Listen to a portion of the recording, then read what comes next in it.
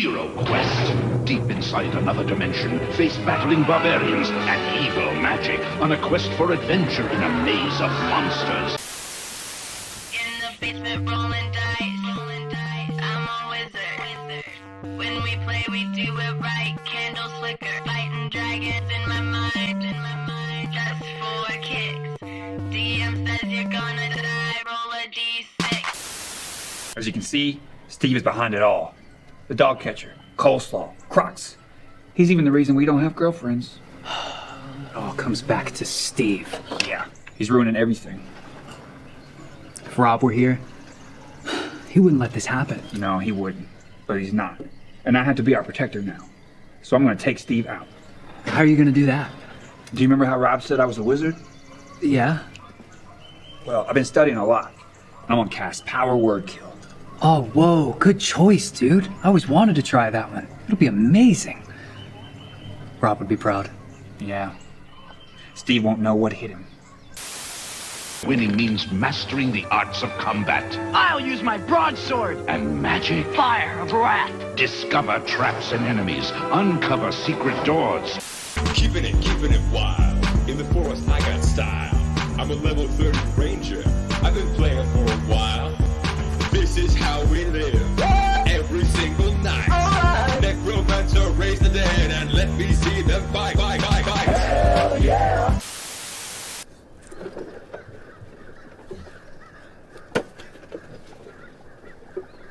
Alright, are you ready? Oh, I'm ready. Steve doesn't stand a chance. Okay, do you have all your spell components? Yeah, it's somatic and verbal only. Oh, okay. Alright, I'm right behind you, man. All right, Steve, you're in big trouble now. Prepare to meet your doom. Kill! Kill, kill, kill!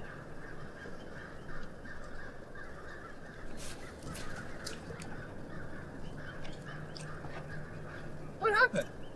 I don't know. He just walked away. Yeah. Once you get into it, you'll never be the same. HeroQuest. Down here with these minds, I'm a wizard. When we play, we go all night, eating Twizzlers. Got myself a wild high, learning new tricks, shooting lightning to the sky. You utter a word of power that can compel one creature you can see within range to die instantly. Alright, could you see him? Yeah, I could see him. He was standing right there. Oh, was the tree in your line of sight? No way. I just looked around it.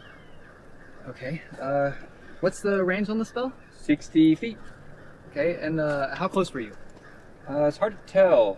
We're not on a grid. Here, look. Where were you standing? Right here. Oh, alright, take this. Stay here. I'm gonna go and stand by the garbage can where Steve was. Are you brave enough to fight dragons, to battle wicked monsters, to destroy the Sunstone? Introducing Dragon Strike. When Dragon Strike the video ends, Dragon Strike the game begins. Team up with friends to do battle, to defeat vicious monsters. Dragon Strike the video comes in Dragon Strike the game.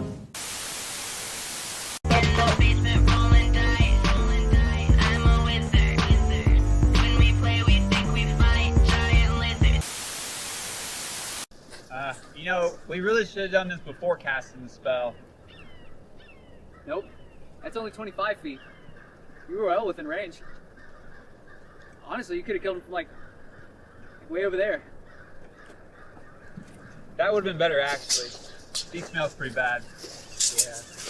Alright, what else does it say? If the creature you choose has 100 hit points or fewer, it dies. Otherwise, the spell has no effect. So, By Father Dagon! Steve has more than 100 hit points! no way! We'd have to hit him with a battle axe like 25 times to kill him! No wonder it didn't work. Steve, rat bastard.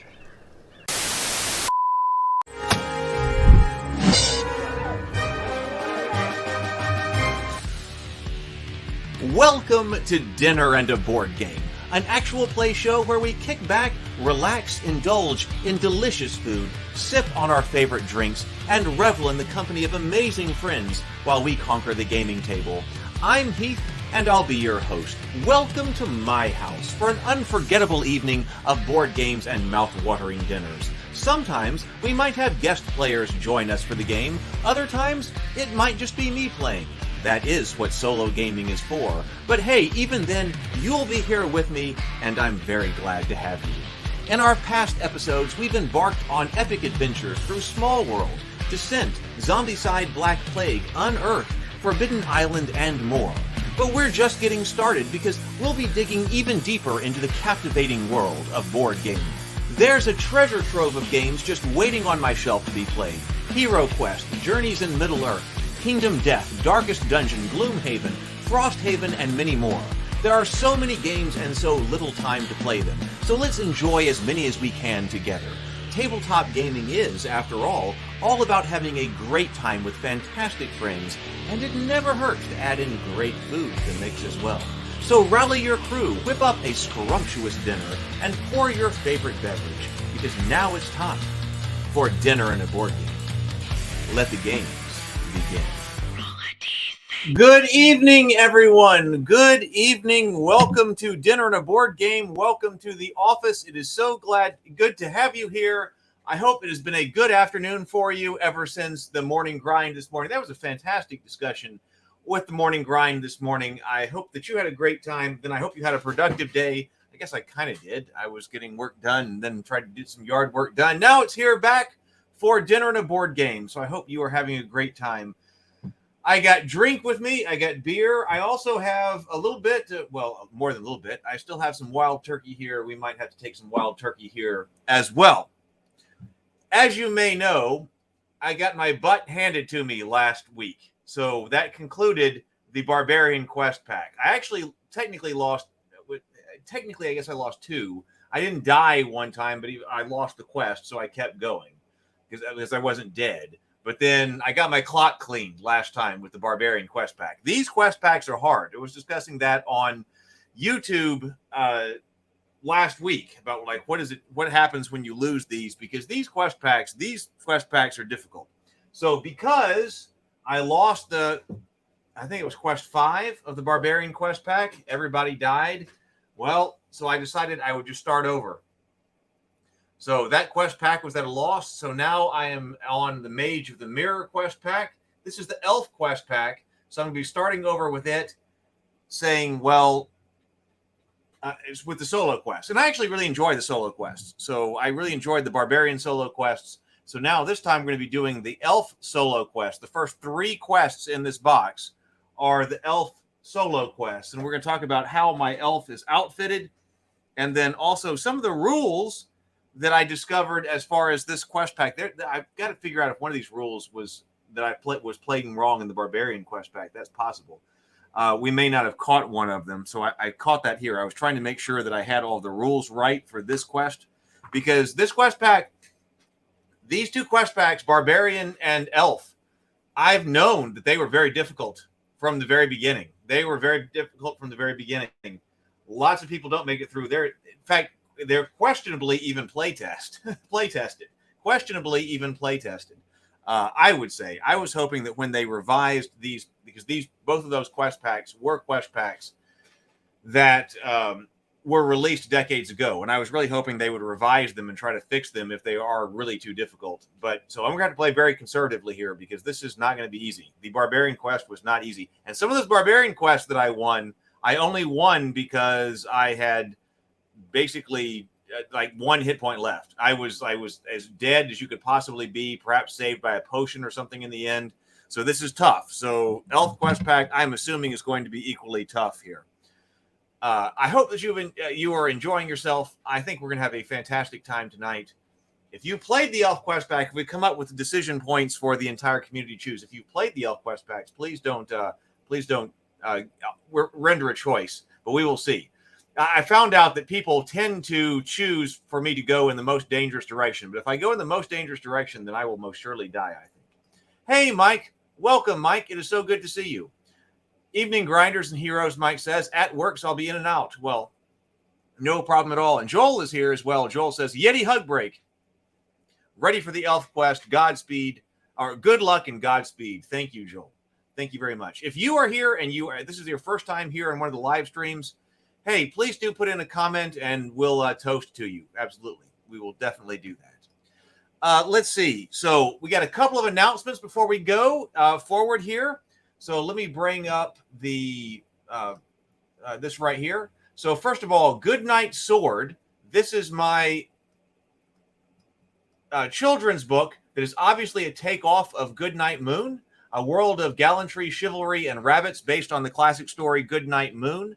This Kickstarter campaign, I'm so excited about this. I've been a high ever since I closed this out yesterday night with the wind down. I appreciate everybody who's been a part of this Kickstarter campaign. That ended last night.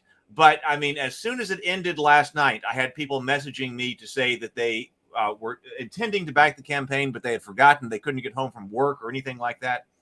So if you go to the Goodnight Sword Kickstarter campaign, I'm going to go ahead and put the Goodnight Sword campaign link in the chat so that you've got that. Oh, hey, Among the Damned. Among the Damned says, hello, everyone. Speaking of solo quests, anyone thoughts of creating an AI NPC character is essential to the plot completion of a fantasy game or novel? We've got a place in the Ravenkeep Discord server where we've been talking about AI and games. So we can have that discussion there. I bet there are lots of people who will be very interested in talking about that there. I just put the Goodnight Sword Kickstarter link in here. I'm not doing a pledge manager. I'm doing very simple, straightforward Kickstarter campaigns. But if you didn't get in on Dinner and a Board Game, if you didn't get in on the Goodnight Sword campaign and you meant to, well, click the late pledge button right here, request late pledge. That will take you to a form that you can fill out, and then I will send you an invoice for the pledge that you want next week. I mean, it'll be next week because then when you pay, then I will send out your reward to everybody else. So if you did miss it and you really wanted to get in on Goodnight Sword, this is the story book that is for the youngest audience. It's the first book that's been published for the for one of the worlds that we are creating here on the channel. And then also on the page, you can find an animated audiobook for it. So if you have children or nieces and nephews or younger cousins or friends who are interested, who you want to be interested in fantasy and medieval storytelling, Goodnight Sword might be for them. And if you need a late pledge, you can go to the link and then click right there and request a late pledge. Hey, Zetron says, this is my first Dinner and Board Game I have ever seen. Well, welcome. Now, I know you have been on the Morning Grind with us, and I really appreciate that. So the Morning Grind is the live show in the morning, but I'm still going to toast to you. Very first Dinner and Board Game. Here's to you. So that is going on. That's going to be just going on for about a week. Because like I said, we're doing no nonsense, no drama Kickstarter campaigns here. Tomorrow, of course, tomorrow morning, well, we have the Morning Grind, which we're continuing with RPG design and talking about the problems that I have solved or that I think that I've solved as a result of the Fated Edge dice design. We've had some absolutely fantastic conversations in the Morning Grind. The Morning Grind airs at 9:30 a.m. Central Time. At 9:30 a.m. Central Time, I am live. We are talking about topics in the Geekverse, and we are tabletop heavy, and we are often talking about RPGs, and we've been designing one. So we had a fantastic discussion today about the mechanics the mechanics for an RPG, and we're talking about the problems that we are solving tomorrow at 9:30 a.m. So that's here on this channel. But then tomorrow afternoon, man, this has been an incredible week. This has been such a busy week. Tomorrow afternoon, we have got the Cultist Season 1 live watch party. If you're not familiar with the Cultist, it's a web show. It's a scripted web show that I created, co-wrote, and produced about a group of modern-day Lovecraftian cultists who just want to worship Cthulhu in a world full of people who don't understand. It is a mockumentary style. It's shot in the style of The Office or Parks and Recs. So if you find those kinds of things funny, and you also find Cthulhu cultists, I mean, I like the Cthulhu cultist horror. This is a comedy. We are doing a live watch party for all of Season 1. Season 1's here on the channel, but if you haven't seen it, you may want to go do a live watch, join the live watch party. Season 1's only an hour long. So this is going to be at 5. It's in 22 hours. Tomorrow at 5 p.m., I guess that's Central Time, we will be having a live watch party. I will be there. RM is hosting on her channel. So this is the Cultists Season 1 watch party. So I will be there to give commentary from the creator, producer, and co-writer perspective. RM is an ally in being a positive influence and constructive influence on the fandom. So she is live streaming this both to her YouTube channel, which is Positive Fandom, which is what I just linked to right there. Please click that and click the notify me and subscribe to her channel. But it's also going to be broadcast on the Burnett Network, so it's going to be pretty big.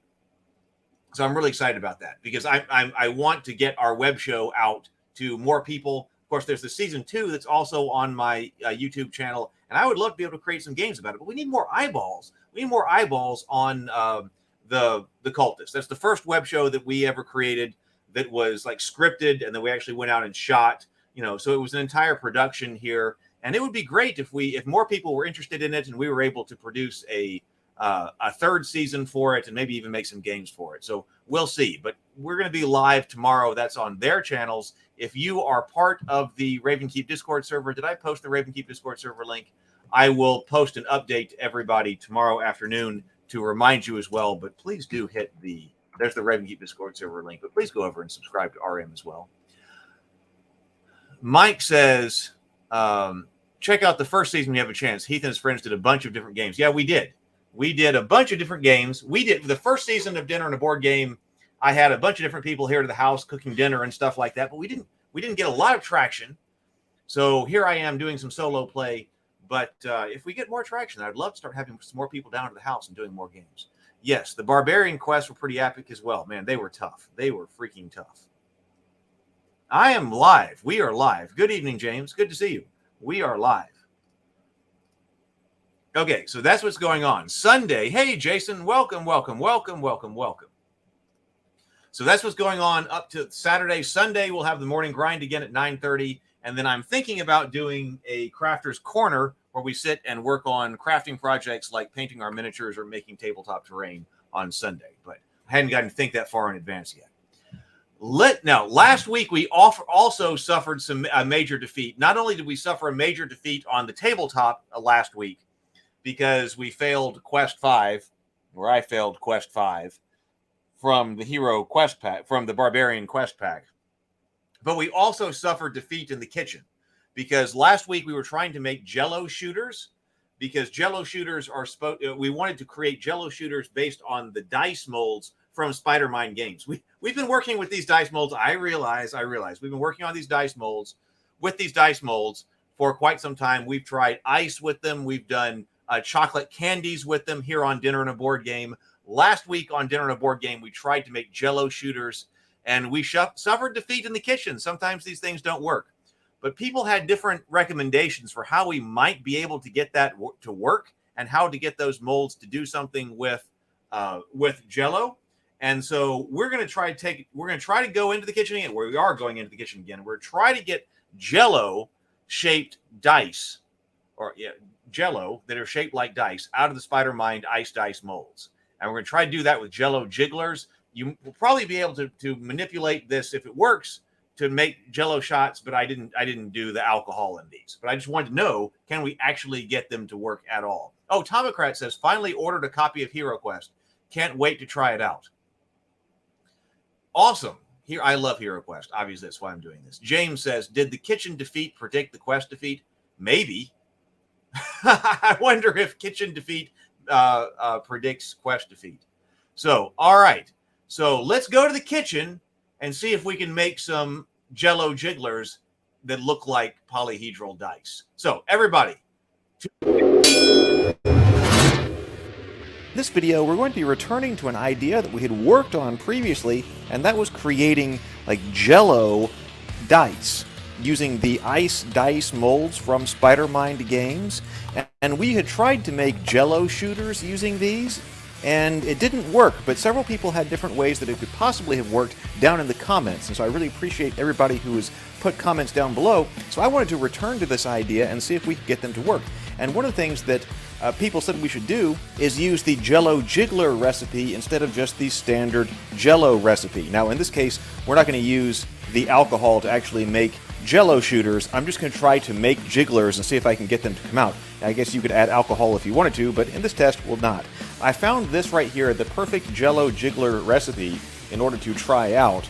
And they are saying to use 2 boxes, which I have right here, of gelatin. These are the 3-ounce boxes. But basically what we're going to do is we're going to half the amount of water that is normally used in Jello. So in this case, this would have been 2 cups of water to make up this. And so when we were doing the shooter recipe, we were going 1 cup of water and then 1 cup of alcohol. But in this case, we're going to go 2 boxes and we're going to use 2 cups of boiling water. Also, we're going to be using cooking spray. And you know, I thought about using some cooking spray when I was making the Jello shooters in the previous video, but then I thought, oh, is that really going to taste good, or is it going to make them slimy or something like that? But yet, in these recipes where people are talking about jigglers, they are talking about using some cooking spray, so alright, we're going to use it.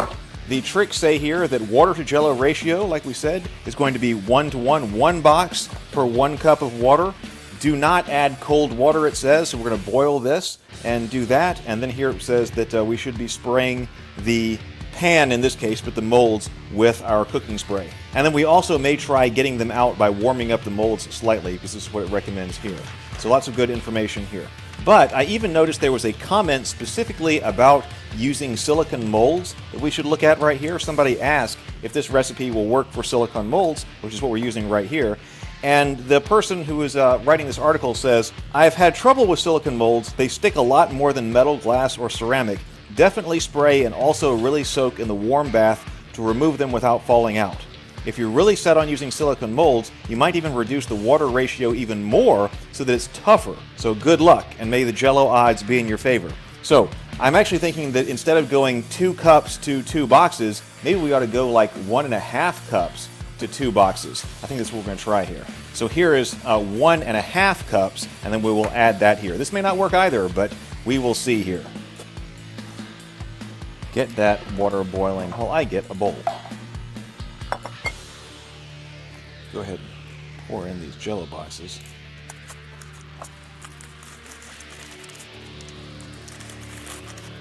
And then I guess we can also go ahead and spray.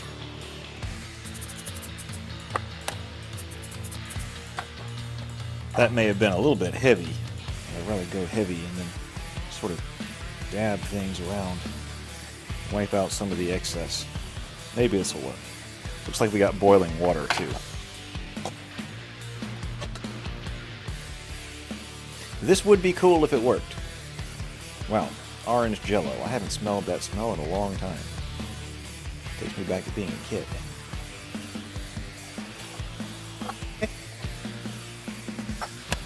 We're ready there. I still just want to get some of the excess pan out of these molds. Alright, now these things snap together because we've got a tab. It's going to show us what direction to orient the molds. Alright, and then we pour into the center.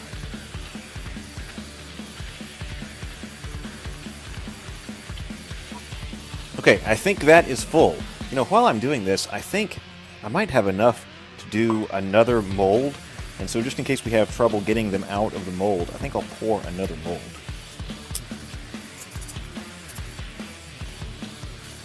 Looks like I had just enough for 2 molds. Okay, well, I'm excited. I want to know if they work. I'm going to set these in the refrigerator and let them harden for 3 or 4 hours, and then we'll come back here and check them out and see if it worked. All right, here we are. This is going to be the big reveal here. Are we finally able to make Jello dice? Now, they talked about running the molds under water in order to get them out.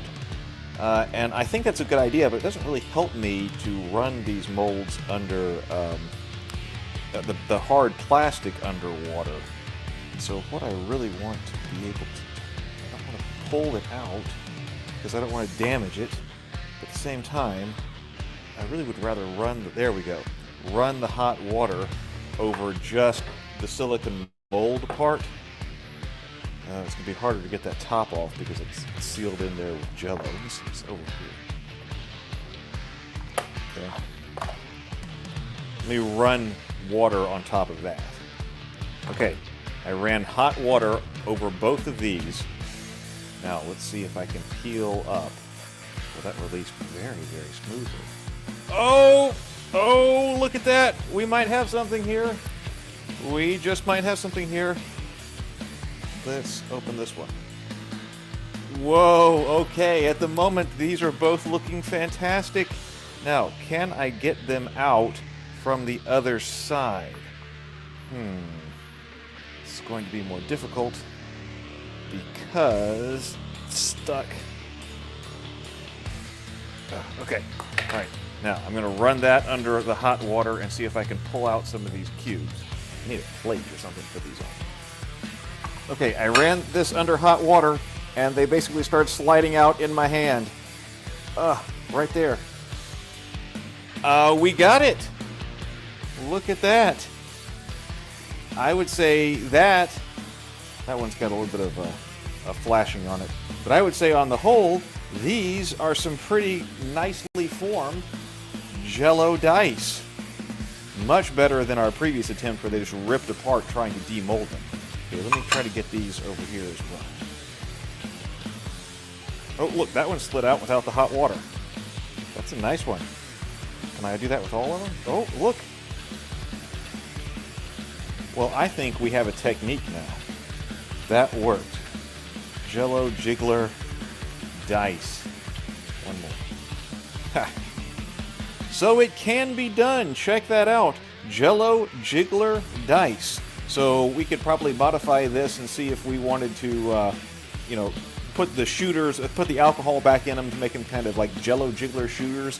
I'm sure somebody's trying that out. It can probably be done. But it looks like the key was definitely greasing the molds with the pan cooking spray and then also making it double thick gelatin.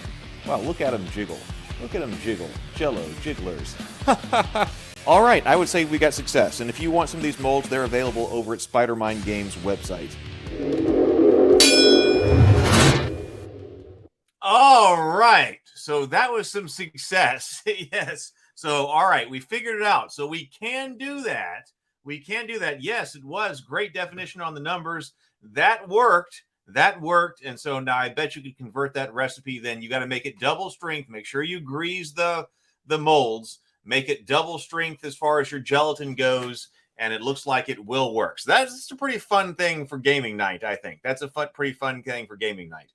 Yeah, if success on the dinner or the cooking segment predicts success on the gaming, then maybe we should have success tonight. So yeah, well, scrambled eggs, that maybe we should do that. Maybe once I get deeper into the dinner and a board game for the Elf Quest pack, maybe we go to that. I was telling people seeing what their dinner is. So Tomocrat's having Subway chicken and guacamole tonight. Zatran is having a big bowl of cereal because I'm a totally responsible adult. That's all right. Oh, Joel is cooking things up for a lot of people tonight. Cooking for a living at a private community residence, had Cobb salad, and I braised some chunk for a pot roast. Well, that seems fantastic. So, yes. So, hey, Vision, welcome, welcome, welcome. All right, so success there. Success there. So, I don't know what we're cooking tomorrow night or next week, but all right, so that was success right there. Let's talk about this Elf Quest pack. Let's go to the auxiliary camera. Go, auxiliary camera. There we go. Let's go ahead and bring this up. So we are doing the Elf Quest pack, starting the Elf Quest pack tonight after our failure of the Barbarian Quest pack. So I was reading through some of the rules to make sure that if something comes up that I know what its rules are. One of the surprising rules, take out sushi. Well, that does sound good. I'm a fan. So looking at here, one of the surprising rules here is the portcullis. Some of these massive iron gates open when the heroes spring a certain trap, while others are unlocked by the brass key or forced open by brute strength. Heroes and monsters cannot see through a portcullis until it's opened. I was thinking that a portcullis would allow visibility through it, like that would be the difference between it and a door, that a door, does not allow visibility and also blocks movement that a closed portcullis would allow you to see and potentially shoot through it with a missile weapon, but would not allow you to move through it. So I thought that would be the difference between that and a door. But actually, no, a portcullis, you cannot see it through a portcullis. So that way we know. So you cannot see through a portcullis. Trap doors, sky orb will absorb mind points. I bet we don't have anything to do with that in the beginning, because when we get to that, we will come through here and check that out. We've got flasks. We've got a long pit here, which is more difficult to jump across. So if we encounter that, we need to make sure we consult the rules here because it's more difficult to jump across. Wolf tokens, prospector, brass key. We do confirm right here that as in the game system, heroes are returned to full strength. That includes all body and mind points. I knew they returned to all body points, but we have confirmation right here that they return with all mind points as well. And of course, see, it says also, let's see. What is, oh, I got, my camera was on a pencil. So it says the elf quest, it also, see, these elf quests, these solo adventures are designed for play by an elf alone. So I have to play the elf just like I played the barbarian alone last time. They can be used as an introduction to HeroQuest for a new player or as fun quest to play when only 2 players are available. But if we learned anything from the Barbarian quests, they are not easy. The solo quests are not easy, even though it says also if a new quest is to join a party of experienced characters, these 3 quests allow the elf to catch up with the other heroes by gaining gold, equipment, and magic items. But if a brand new elf shows up, if a brand new barbarian showed up in the other quest, they'd die. So I gave the barbarian some additional gear to go into the first quest with, and I'm going to do the same thing with the elf here. One of the biggest surprises that I saw here. Now we do have elf spells. So I've got elf spells. We're going to talk about that in just a moment when I'm talking about outfitting my elf. So we do have elf spells because the elf can cast spells. So I didn't have to worry about that as a barbarian. But this time I will be casting spells as an elf. It does say I bet the app is going to take care of this, but it says if a quest in this book does not specifically call out a reward or lack thereof for a room containing a treasure chest, then the first time the room is searched for treasure, award that hero 200 golds. So if they're gold coins. So if there is a treasure chest in the room, but there's no other treasure, it's 200 gold coins. I don't know why they don't just put that in the quest, but we got to remember that. But I hope the app takes care of that. But really, I did not know this, and I need to make sure this is the same way in the Frozen Horror. But if you're not playing this way, you need to. These wandering monster traps suck. They suck. I hate these wandering monster traps. But they're not quite as bad as I thought. So it says, additional wandering monster trap. When a hero moves onto a square with the trap symbol shown over here, which the app is going to take care of, that player tell the player that the hero must stop on that square. Okay, we know that. The monster or monsters listed as wandering monsters for that quest appear on any square or squares adjacent to the hero or as close as possible. The monsters immediately attack and the hero defends. But parentheses right here. If the hero has not, we knew that. We always played with the monsters immediately attack. But I thought that ended the character's turn. I thought that ended the hero's turn because ordinary traps will end the player's turn. Okay? But it says, if the hero has not already taken an action that turn, they may do so after they defend. So if they were moving, if they had not taken an action, they were moving and they stepped on this trap, yes, they get attacked, but then that hero could return an attack. That hero could still attack back on their turn, which I do not believe is the way it is with other traps. But so that makes these traps a little bit less bad. I don't think it would have mattered in our Barbarian Quest pack. Because it was still really brutal. It would have helped some, I suppose. But it probably would not have been a decisive factor that would have allowed us to continue through that. But we got to remember that here from now on out. And that's an easy thing to forget if you're playing HeroQuest. If the hero has not already taken an action that turn, they may do so after they defend. You may also hire mercenaries later in this game if you have them available. I noticed that there are no mercenaries in the Elf Quest pack, but it says that if you have the Barbarian Quest pack, then you would be able to hire mercenaries from the Barbarian Quest pack. So there you go. So I guess it's actually expecting you to have the Barbarian Quest pack. Here is the Elf Quest pack. all painted up. We have been painting this. We painted this on Crafter's Corner. So we have a painted up elf quest pack for this entire quest. So we do have like elf swordsman right here, elf bowman over here, and those guys are bad guys. We've got Sinestra right here. We'll figure out what is actually going on with the story of this here in just a moment. There is an alternative elf miniature, but I have the elf from the original quest pack, and I really love how I got the elf painted up. So I'm going to be playing this elf right here. So this elf, I'm going to use this miniature right here from the original release of HeroQuest. And then also we've got furniture here that is painted up. I believe we're not going to use those straight away because these are like elf equivalent versions of the standard HeroQuest furniture but we have them painted. They are sitting here ready if we need them. And then when we go back here, we got a second tray. I didn't want to play until they were all painted. So that's why here we got ogres, it looks like. I believe these are ogres. They are all painted and ready. And then also we have, oh, come on. Let's focus. Auxiliary camera. We've got ogres, and then we also have these werewolves. So we got werewolves that are painted up. We got ogres here. We've got elf version of treasure chests. We got a throne here. So we are painted up, and we are ready to go. I also really like the elven version of the alchemist bench. I've always liked the alchemist bench. And also a tomb here. So these are the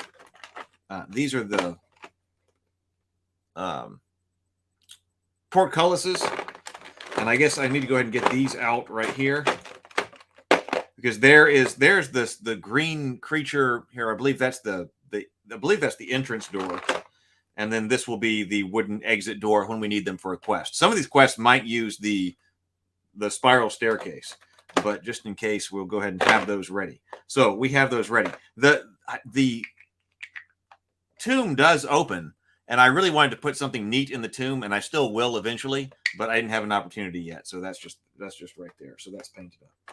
Oh, Daniel says they look professionally painted. Well, thank you so much. Daniel says they look professionally painted. You did a really good job. Thank you. I really appreciate that. I was actually experimenting with the slap chop method right here and the Army Painter speed paints. So these were actually painted. This whole set was painted using the slap chop method, which was a black primer and then a heavy medium gray primer. Excuse me, a medium heavy gray dry brush on top of that. Then a lighter white dry brush on top of that, and then one color coat from the Army Painter speed paint line. So I'm glad that everybody likes them because I didn't want to play until they were painted, because if I don't paint them before I play, then they'll never get painted. So we have an entire set that is painted and ready to go. So I will set these down here for whatever it is that we need. And of course, there are some extra punch outs as well. All right. Finally, how are we outfitting ourselves? Well, I'm going to outfit myself kind of similarly to how I outfitted the Barbarian, but not quite exactly. So the elf right here starts off with 2 attack die, 2 defend die, 6 body points, and 4 mind points. Chronologically, this is, let's see. Oh, see, Van Davis says, I'm a huge fan of Army Painter and their speed paints. I am too. I'm painting up my setup as well, but I'm still on the main set. The slap chop method is slower than I really want it to be. So I'm experimenting. I'm doing some other experiments with some other things that I'm painting up. But I am, in general, a big fan of Army Painter as well. I use their stuff a lot. I need to get it. They need to sponsor this. They don't sponsor it, but they need to, because that's a lot of Army Painter that we do around here. Tom McCrat says, wish I was good at painting. I suck. Let me tell you, the slap chop method, if you slap chop it and use some, if you look up online, if you don't know what that is, look up YouTube. On YouTube, look up the slap chop method. Slap chop with some speed paints, they look good. Because I only do tabletop. I'm trying to just get to tabletop standard for all of these that I'm painting up. I just want tabletop standard, and also the Kings of War army that I'm painting up, so I can play with my brother, trying to get to tabletop standard. Okay, so the elf ordinarily has 2 attack die, 2 defend die, 6 body points. So I recorded 6 body points over here and 4 mind points over here. So I got those ready. But because this comes chronologically after the Barbarian Quest pack, so it says, I don't believe there's any way that a brand new elf will be able to defeat this at all. So just as I increased, and I increased the gear of the Barbarian, and still very, very close to lost. So this is what I'm doing. I don't know if this is appropriately playtest or not. It's going to be tough. So I went ahead and took a long sword in addition to my short sword. So a long sword does allow me to attack diagonally, but it gives me an attack strength of 3. And then I also went ahead and got a shield, kind of like what I'm looking at right here, because this is me. So I've got a shield as well and mail. So I've got defend dice of 4 and attack dice of 3. That's actually less strong than the Barbarian went into the Barbarian quests, but I do get magic. So we got to pick our magic right here. And I wonder what you have thoughts on, what your thoughts are on what type of magic I should pick, because I was working on that before I got, before I went live here. So I get 3 spells, and I can pick them from the 4 original spell colleges: air spell, water spell, or fire spell.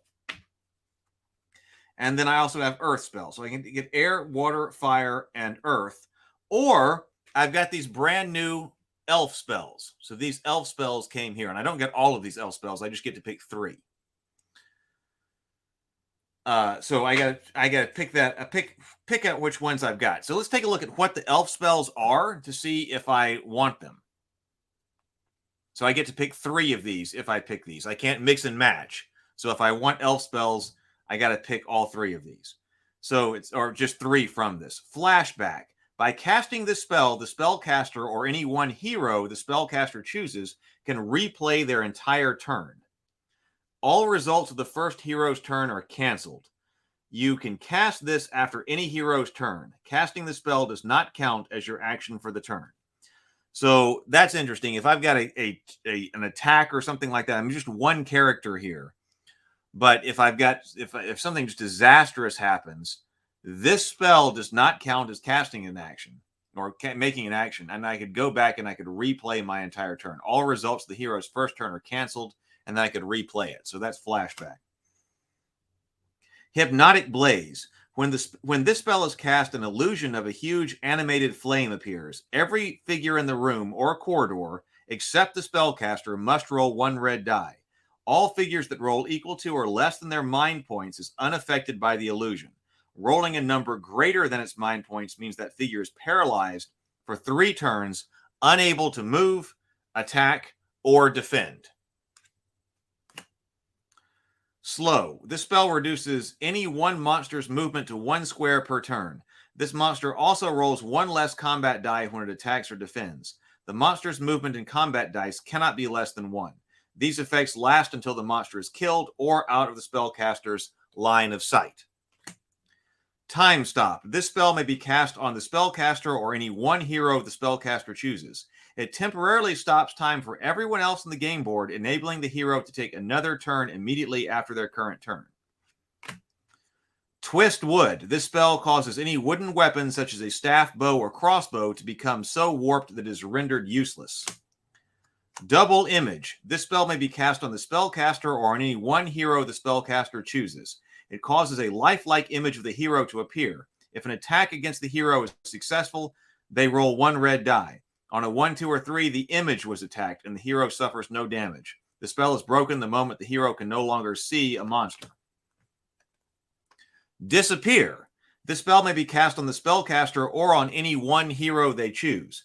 The hero moves unseen if they roll an 8 or lower on their red movement dice. If a 9, 10, or 11 is rolled, the spell ends. The hero can only move and open doors. If they cannot attack, search, disarm, cast spells, spring traps, or be affected by attacks and spells unless the hero chooses to cancel the spell.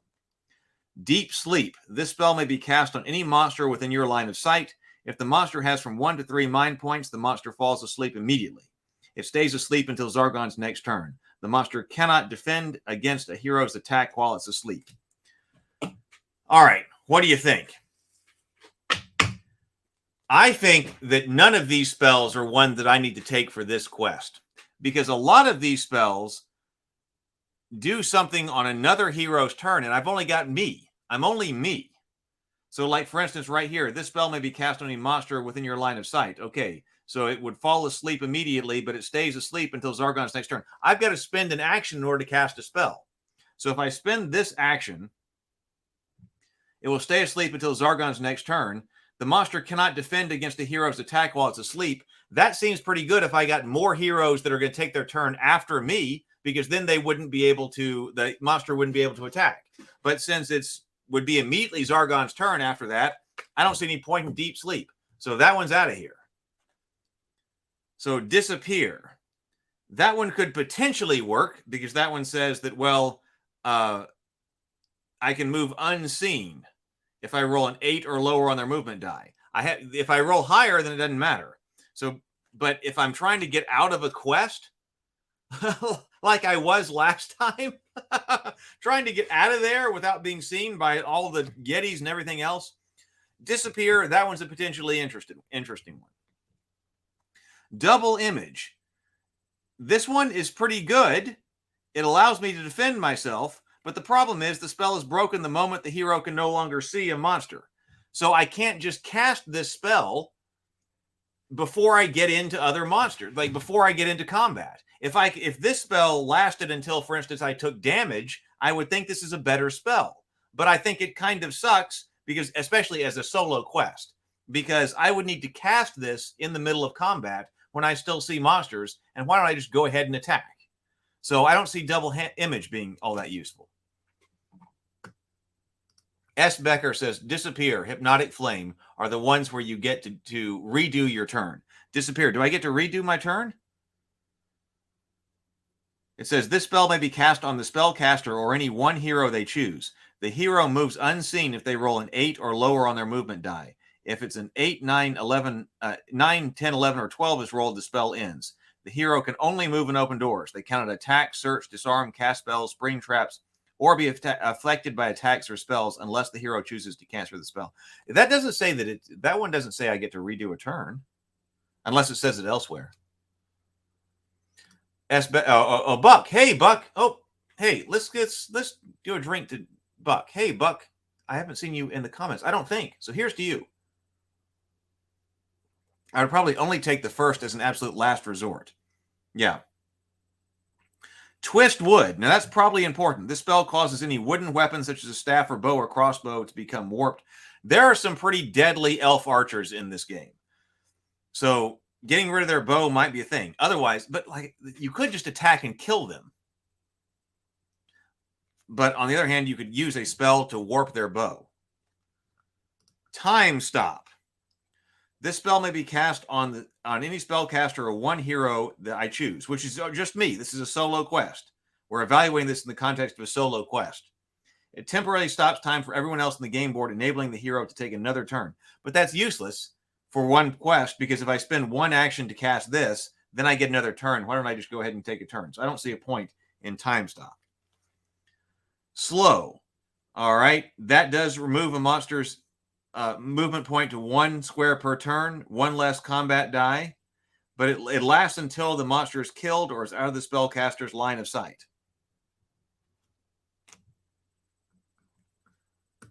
Daniel says, no, 1, disappear, 2, hypnotic flame, and 3, the one he doesn't remember the name of.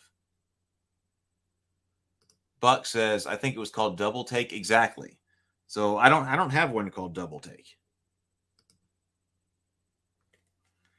Hypnotic Blaze.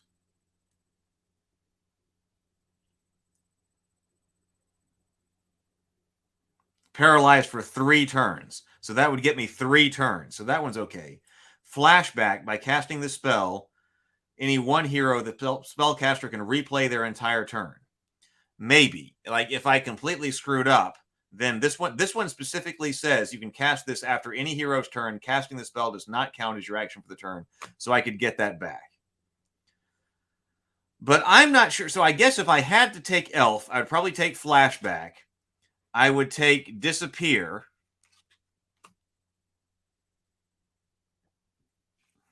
And I would either take Slow or Hypnotic Blaze.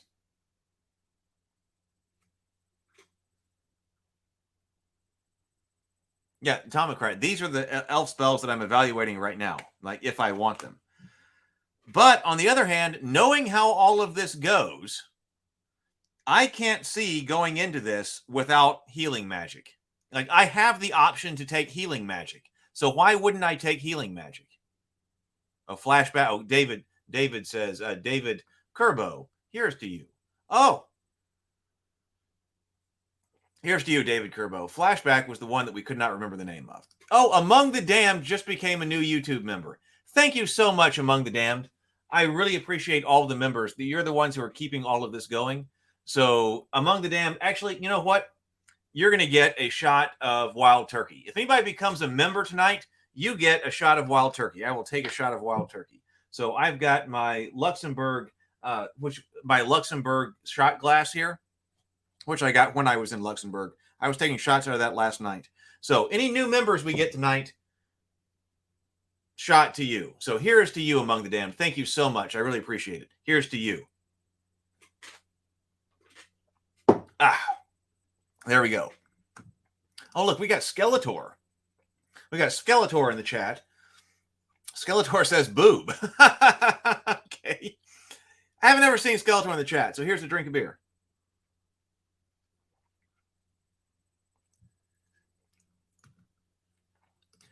Okay, let's see. So that's my problem. My problem is that there's no healing spell in the elf spells. There's no healing spell. And just knowing that these quests are hard, I don't think I can validate going into battle without a healing spell.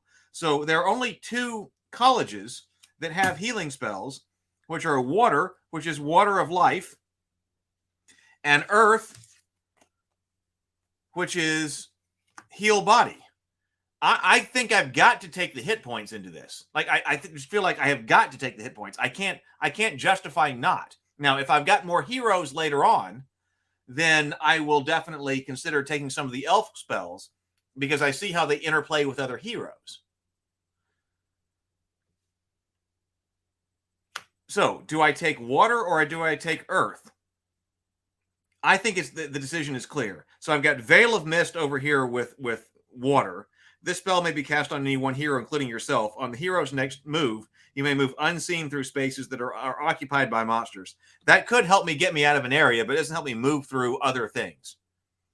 Sleep, I put into a hero into a deep monster into deep sleep, but I can't attack. Like, because my action would be casting this spell here. The monster has a chance to resist, and then will resist again on Zargon's turn. That's not a good spell to have when you're a solo hero. And then Water of Healing. So to me, it seems like the only logical spell selection for the elf to take is Heal Body. So, I mean, is Earth, rather. Because with Earth, I get Heal Body, so I'm going to get 4 more body points. That sounds really good. Pass Through Rock. That allows me to get out of a situation. Like last time when I was in a situation where I needed to get through, and I screwed up using this spell because I cast the spell and then I stepped in a trap. But this spell would have gotten me out of the dungeon last time. So being able to move through walls to get you out of something, Pass Through Rock sounds like a really good deal. And then Rock Skin, I need to cast that early. I need to cast that on the very first turn because that will give me an extra combat die when defending and lasts until I suffer a body point of damage. So for me, Earth spells, and the Earth Elemental here looks a lot like Mike Tyson. So the Mike Tyson Earth Elemental spells here, that seems like the winner to me. So I'm taking Earth. Oh, S. Becker says Earth spells or elf spells seem more powerful than the others. But do you disagree that the Earth still seems to win when you're a solo elf? David says, what night will I be doing rum shots? I don't know. I hadn't thought about that. You want to make a call for rum? I just happened to buy Wild Turkey, the 101, yesterday to celebrate and take a shot at the end of the dinner, the end of the Goodnight Sword Kickstarter. If somebody wants me to do rum, we could do rum. We did tequila last time, so it was Wild Turkey this time. Who knows? It could be rum next time. I could write a book about what you don't know. All right. So I'm putting these spells aside then maybe that's a bad deal, but that seems to be my analysis. I really want to take the cool new elf spells. I was like, oh, cool new elf spells, let's do that. But I just, as a solo player, I'll reevaluate when there are more heroes. I'll reevaluate. But until there are more heroes, I think that's the way to go. So I've got attack 3, defend 4, 6 body, 4 mind, and the rocks, the earth spells. And I need to cast rock skin very first thing, because why not? All right, elf, that goes over here. All right. S. Becker says, I'm with you on the earth spells. Move out and draw fire. Fireball whiskey night this weekend, or maybe Sunday when we do dinner and when we do Crafter's Corner. All right, let me pull up the app here. So we got some ambience now. I've heard that you can't really hear it all that well, but we got some ambience here. And now let me also swap over to my camera so that we can actually get everything we're supposed to be seeing here. Start the virtual camera. And let's swap over to that camera.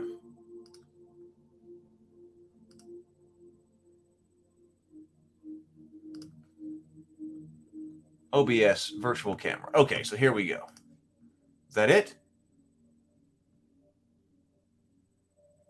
Oh, what if I remove that? There we go. There we go. So there we are. All right. So we got the game board. We've got my elf right here, and then we got the app over here. So I already have a new adventuring group set up that is just this elf right here. And it says the Mage in the Mirror. The Elven Kingdom is in turmoil.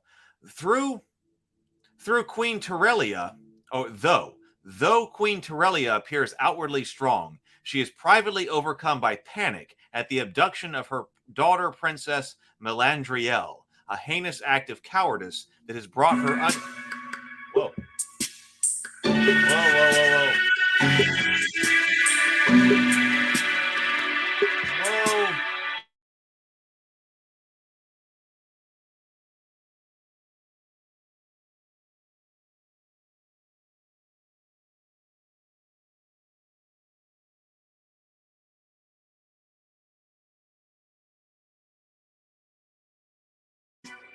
I got music playing from somewhere I don't understand. Yeah, I got I got some. Okay, we're still here. Okay, so I got my microphone back on. Yeah, for some reason I had some other thing playing. Okay. Okay, sorry about that.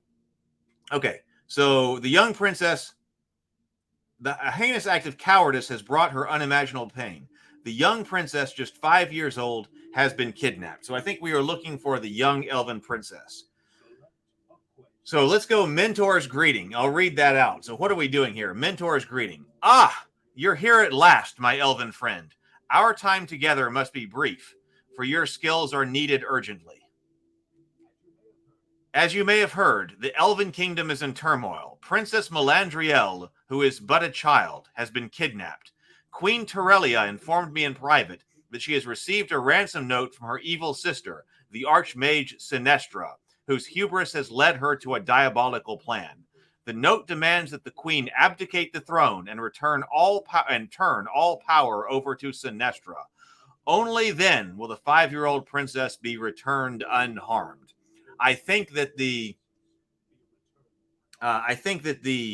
queen is not going to accept that, and so is going to send me, the elf, to try to rescue her daughter in a special forces type of operations. It was something else that was starting in another tab. Sorry about that. All right, so I got to prove my worth, though, in the solo quests. So the first solo quest is the Sovereign Sword. As a test of your abilities, Queen Terrelia wants you to retrieve a family heirloom that was recently stolen. No ordinary heirloom. This is the legendary sword known as the Sovereign Sword. The sword was stolen by agents of Zargon and taken to a small fortress along the southern border of the realm. The iron door is the only way in or out of the fortress. Okay, the iron door is the only way in or out. Once you have found the sovereign sword, leave through the iron door and bring the sword to Queen Terelia.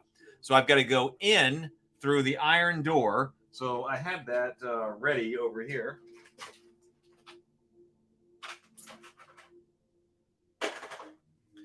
Boom. We'll be entering through the iron door. I have got to find the sovereign sword and then leave through the iron door. And we're going to play conservatively. This is a solo quest. Not for. I cannot hire mercenaries. I didn't give myself extra gold anyway, but there are no mercenaries. All right. Oh, place the. All right. So how are we doing this? We got to start way up here. We get the camera over here. So I'm supposed to start right here. I got the door right here. And I have got a door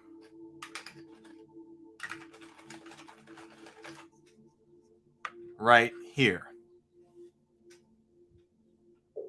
Oh, and I have a blocked passage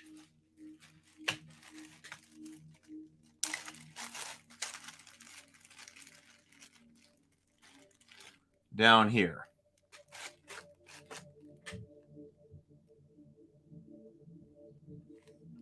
Oh, and another blocked passage down here.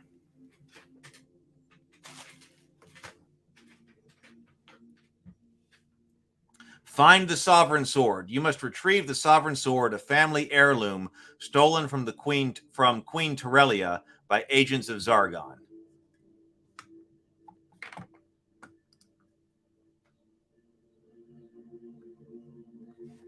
Next, the iron entrance door. The iron door swings open with the promise of great reward and great danger to those who enter.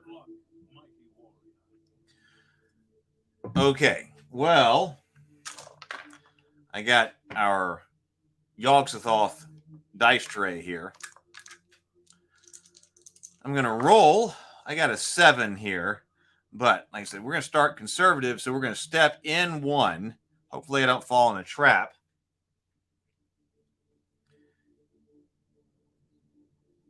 You will exit this. No, I'm not trying to exit. I'm just trying to step in 1. So you will fail this quest if you exit or die before. So I'm staying here. Okay. Now at this moment, what I'm going to do is I'm going to cast Rock Skin because I forget that. So I'm casting Rock Skin right now. So now I will have a defense of 5 until I lose my first hit point. So I've got that is cast, that is sitting on my sheet. So that goes to Zargon's turn. Yes. Now it's the hero's turn, so I'm going to roll again. We got a 10. The first thing I'm going to do, though, is search for traps because I'm not an idiot. Okay, there are no traps. Zargon's turn. All right. Nothing for Zargon to do. Actions, let's search for secret doors. There are no secret doors. So that means that this door right here is where we're going. So we don't have anything else going on here. No, wait. Well, that's not true. I could go all the way down here.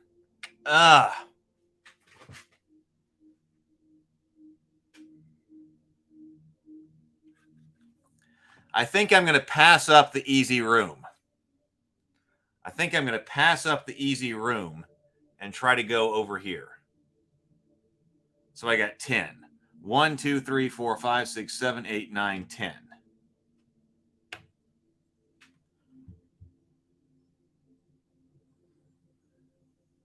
Seven, 8, 9, 10. Watch me step in some wandering monster trap. All right, nothing to see here. Zargon's turn. Hero's turn.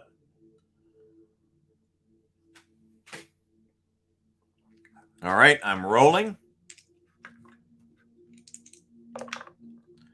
6.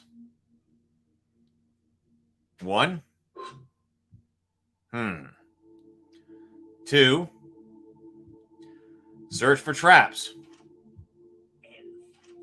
No traps. Zargon's turn. Elf's turn. 9.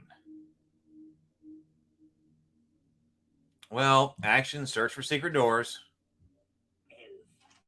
All right. Zargon's turn. Now I've got a 5. Oh, so I'm actually standing right there at this moment. 1, 2, 3, 4, 5.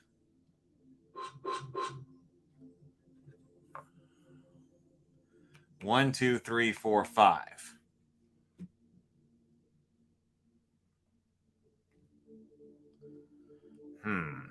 All right, Zargon's turn. I got an 11. I can go wherever I want. 1. See, actions. I got to search for traps again. Okay, no traps.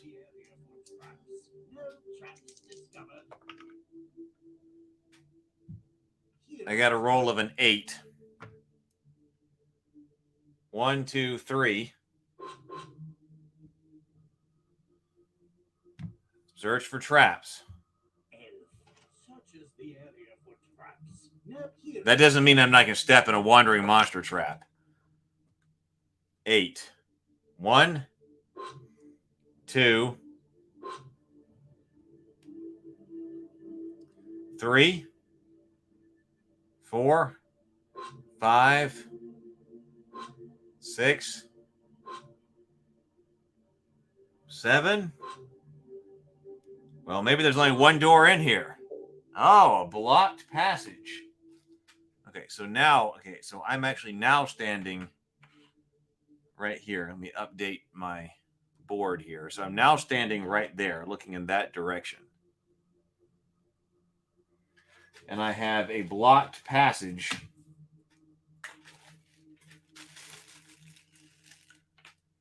right here.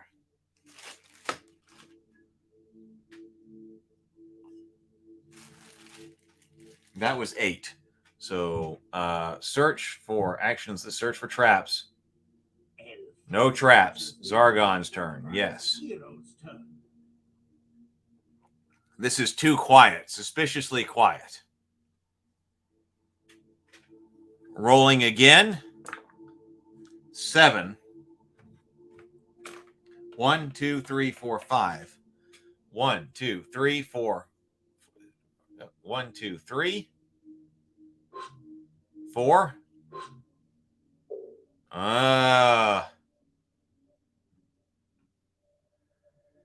Oh, do I go in the center room? That kind of seems like a place where the Sovereign Sword might be.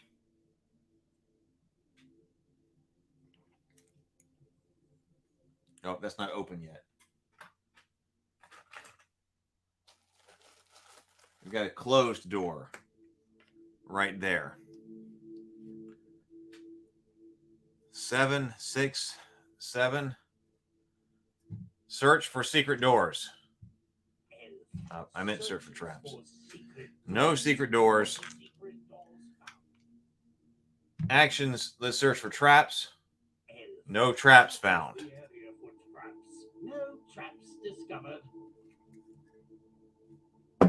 Let's put this out to let me go over here to the community.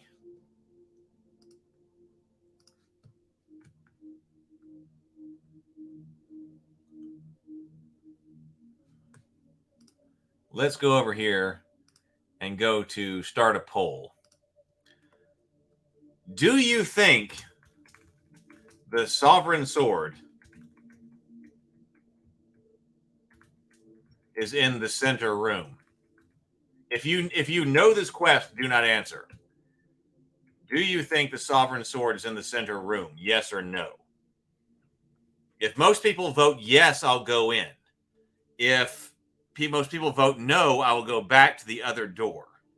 So do you think the Sovereign Sword is in the center room? Ask your community. So let's see what we get here. No, hey, Zero the Blade. Welcome, welcome, welcome. No, you hadn't missed much. We have basically just got started. There hasn't been much going on at all. Let's see. Where's my drink? Oh, here we go.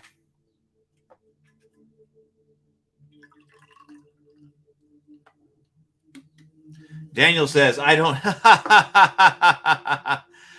Daniel says, I don't think so, but I want you to go in. And Tomocrat says, no, I think that's too obvious. You think it's too obvious? It could be. It could be.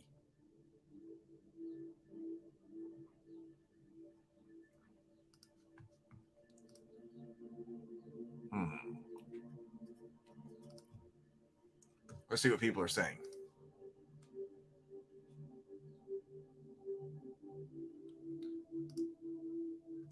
All right. Well, let's see. We've got 9 votes. How many people are here?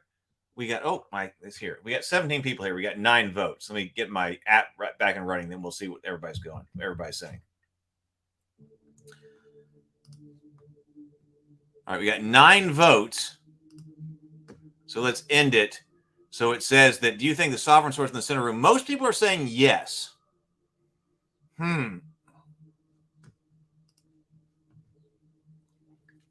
Most people are saying yes. All right, let's see what's inside. I'm thinking this might be a better choice than that other one. Like, we know that it seems like the way they structure these things, that the most direct route provides no treasure. Van Davis says the vote was that they think that the Sovereign Sword is inside the middle. So let's see what's inside this room. Now, there was another quest where I went in the middle room and it was bad. There was another quest that I went to where the center room was bad, and it was definitely a wild herring or a red herring. I rolled an 8. 1, 2, 3, 4, 5. Wait, let's see what I see down here. 1, 2, 3, 4. Let me see what I see here. 1, 2, 3, 4. Nothing. Nothing down that way.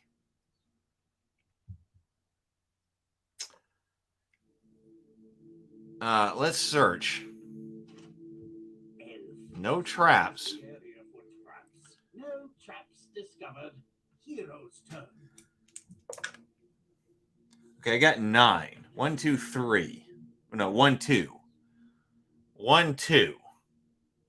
Well, at least there are no Yetis. But, man, there are some other very bad things. So there are no Yetis, but there are still plenty of bad things. Shall I open the door? Let's go ahead and open the door. All right, this could be a terrible idea, but let's go ahead and open the door.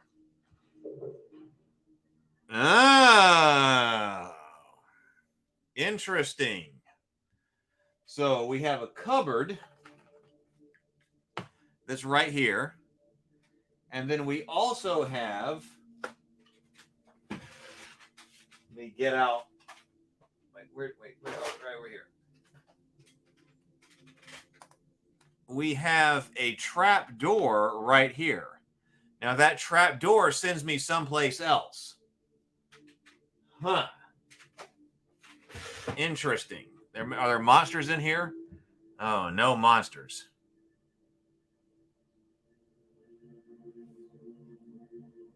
Do I fall in a trap? I'm going to move in 1. Now I'm going to take actions. I'm going to search for traps. Oh, we got danger here. The ceiling looks dangerous in those 2 spaces. Traditionally, we use 9mm pistol rounds to mark suspicious spaces on Dinner and a Board Game. So these are the Hornaday. We discovered that's the right pronunciation. We got Hornaday hollow point critical defense pistol rounds. They will be marking those spaces. So those look suspicious. Hey, Mad, good to see you. You're watching from the morning grind? Well, that's good. That's fine.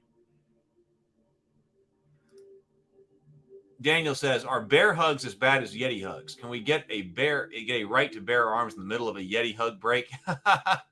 No Yetis in this one. This time we got like ogres and things. So there are other horrific things. There are other horrific things in this one. All right, so that means that I'm going to need to go Zargon's turn. Yes.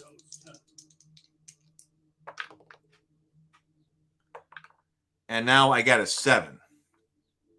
You know, come to think of it, like I was saying, if anybody joins the channel, I got a wild, I will do a shot of wild turkey. But, you know, maybe I should just always have the wild turkey with me. So even if it's during the morning grind and somebody joins the channel, even if it's during the morning grind, maybe that's what we should do. I should be taking shots if anybody ever joins the channel. All right, so now I've got a 7 here. The morning grind would probably be better if I were taking shots during the morning grind. I don't know. Wake up. If I wake up early and I get my work done, and then I do the morning grind, if I'm taking shots during the morning grind, maybe that makes things better. We might have to try that one day. All right, so 7. I'm going to bypass those. I kind of think this is a good path to take. Who knows where it's going to take me? But let's see. 1, 2, 3, 4, 5, 6, 7. Zargon's turn. So now I am standing here. It's Becker says it's 5 a.m. someplace or somewhere. Yes, it's 5 a.m. someplace. Time to wake up and take a shot. I get an 11. I think it ends my turn though when I step on the trap door. So I'm going to go 1, 2. This is going to take me someplace. Trap door. You fall through a trap tunnel and land in a narrow tunnel. An exit lies ahead. Oh, roll 1 attack die. If a skull is rolled, track 1 body point of damage on the character sheet. I really do not want this to happen. Because if I take a point of damage, my rock skin goes away. This is what I did not want to have happen. Because I wanted my... I don't want my rock skin to go away because of a stupid reason like this. I want it, if it's going to go away, it needs to go away in combat. And look at that. It's right here. Stupid. All right. So I lose my rock skin. God, I hate that. I hate that crap. I lose my rock skin, and I am now down to 5. You emerge in another area, and you... Well, that's interesting. So the Sovereign Sword was not in here, but we are going to a new place.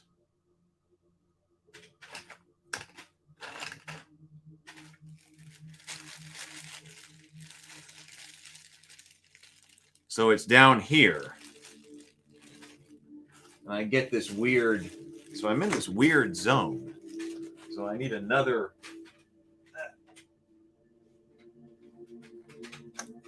passage, which is here. Okay, so the passage is right there. So that's where I move to. I've got 2 open doors. One here.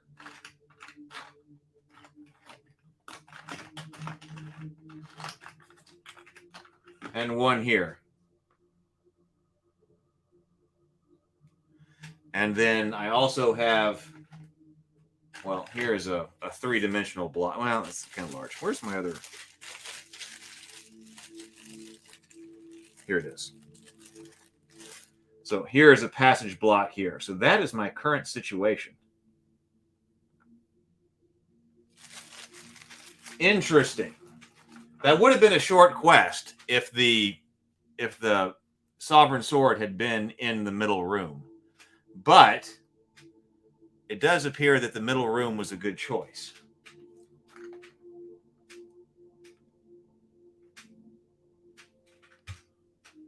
Any monsters? No monsters. So that's where I am, but that ends my turn. Van Davis says, I think if you're going to drink that much, you should probably go to a higher shelf liquor, LOL. Well, do you have recommendations? I didn't search for treasure because I'm not sure what the rule is. Like, if I search for treasure, would I have sprung those traps? we know that if there is a treasure chest in the room, I would not have sprung the traps. We figured that out.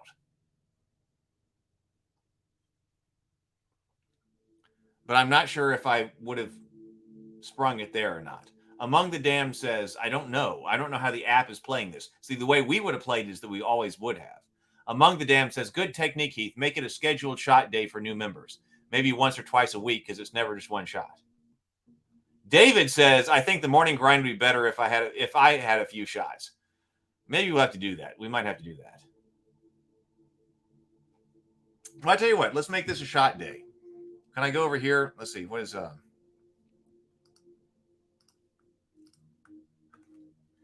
I am playing HeroQuest. Mage of the Mirror, Quest 1.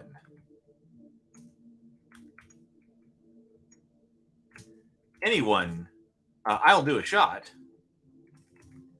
Do a shot of Wild Turkey 101 for any new channel members this evening.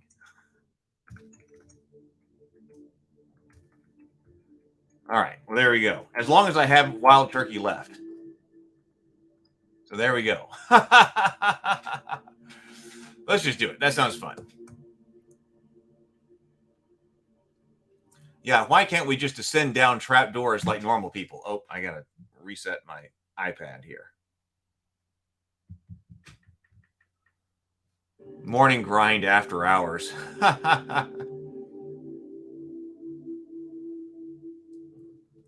AI bots would make tabletops like this even better as well. Creators will be designing them soon for things fantasy. Fireball or Crown? Now, Crown Royal. No, I could get Crown Royal at some time. I'm in if it's at least 3 shots. I'd be in it for a scheduled multiple shot day. I'm all for the summer now. I don't have any equipment. Well, new equipment. I started off with a shield, mail, and long swords. That's what I started with. But I haven't found anything else. Okay, so now I need to roll new. So I think this is let's throw it to Zargon's turn, and then I got to roll new. Oh, I only got 2. I'm not going anywhere. So let's go ahead and search for traps just in case. No traps. All right, Zargon's turn. 8. Well, hey, let's start left or right. If you know the quest, please do not answer. But let's go. Do I go over here to the left or do I go over here to the right? Let's put that out to the community. Do I go left or right?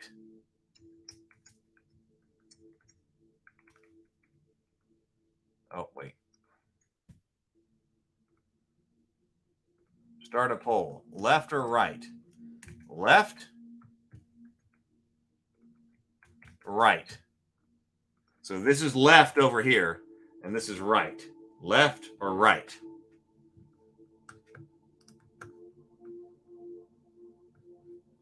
Tomocrat says I always go left.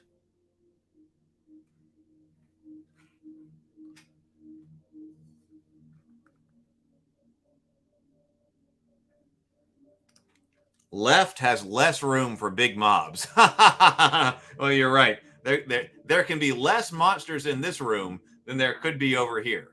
That's true. If every square is filled with monsters, there are less monsters. There are less potential for monsters over here than there is for over here. What are people thinking? How many votes? Oh, we got 11 votes. All right, we've already got 11. How many people we got? We've got 17 people watching. Hey, like the stream, and subscribe if you haven't already. But please do, if you're here, please do like the stream. I don't know how many likes we've got on the stream. We got 17 people watching right now, so please do like the stream if you were here. All right, let's go over here. Let's see. Oh, we got 12 votes. We'll count it down. 10, 9, 8, 7, 6, 5, 4, 3, 2, 1. Let's end the poll. Oh, I really need to figure out how to get my iPad to stay on longer. All right, so do I go left or right? Left is winning So left, so that's going over here with 58% of the vote with 12 votes.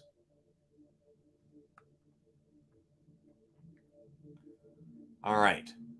I have some recommendations. Maker's Mark. I do like Maker's Mark. I can definitely do Maker's Mark. Or some Buffalo Trace, if you can find it. I do like that too. Yes, both of those are good. Also go left. Go south. It feels like going downhill. Girlfriend always says go right. All right, well, it seems like, so the response was go left. So we're going to go over here. All right, let me roll the dice over here. Oh, I got 12, so I can go wherever I want. So I'm going to go here. Yes. Bookshelves. Interesting.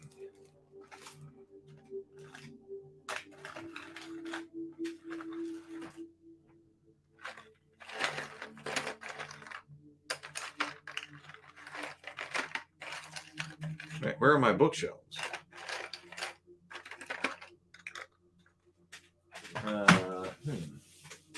Oh, down here.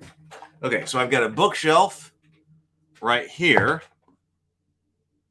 And I got a bookshelf right here.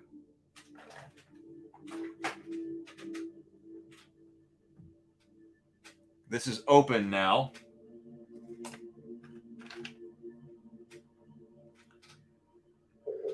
Goblins. I think I should be able to handle goblins as long as I'm not stepping in traps when I'm going in there.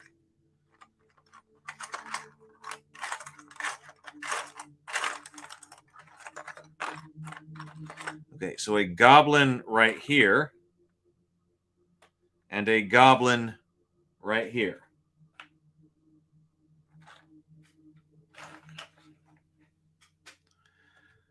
All right, do I step in a trap here? No. All right, I'm going to go right here. I'm going to, no, actually, no, I'm going to step back there because I can't attack diagonally. So I'm just going to step in the room 1. I guess I know there's no other trap over there. So I'm going to step in the room 1. There we go. And I'm going to attack that goblin. So I am attacking with 3. Get my attack die here. Oh, I am no attack. There is no attack on the goblin. Isn't that the way it always is? So I got no damage on the goblin. There's no there's no door out of here. There could be a secret door. All right, so no goblin damage. I'm going to get attacked by a goblin twice. So this goblin moves over. Goblin swings for 1. I'm defending with 4 because I don't have rock skin anymore.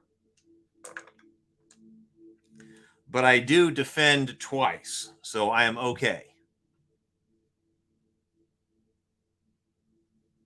This goblin moves down here and misses. All right. All right, then I'm going to attack with 3. This time I get 1 attack. Let's go on this goblin right here.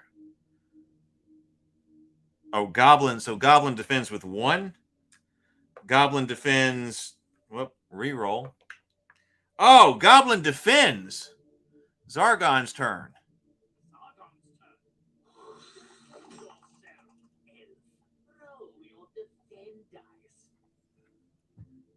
Okay, defend with 3. I do not defend, so I take a point of damage. I'm down to 4.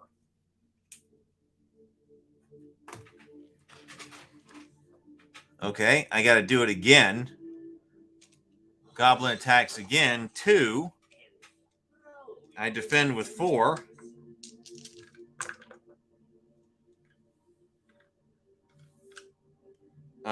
I defend with 2, so I'm okay. All right, let me kill a goblin. I'm the elf warrior. I attack with 3. Let me kill a goblin. Oh!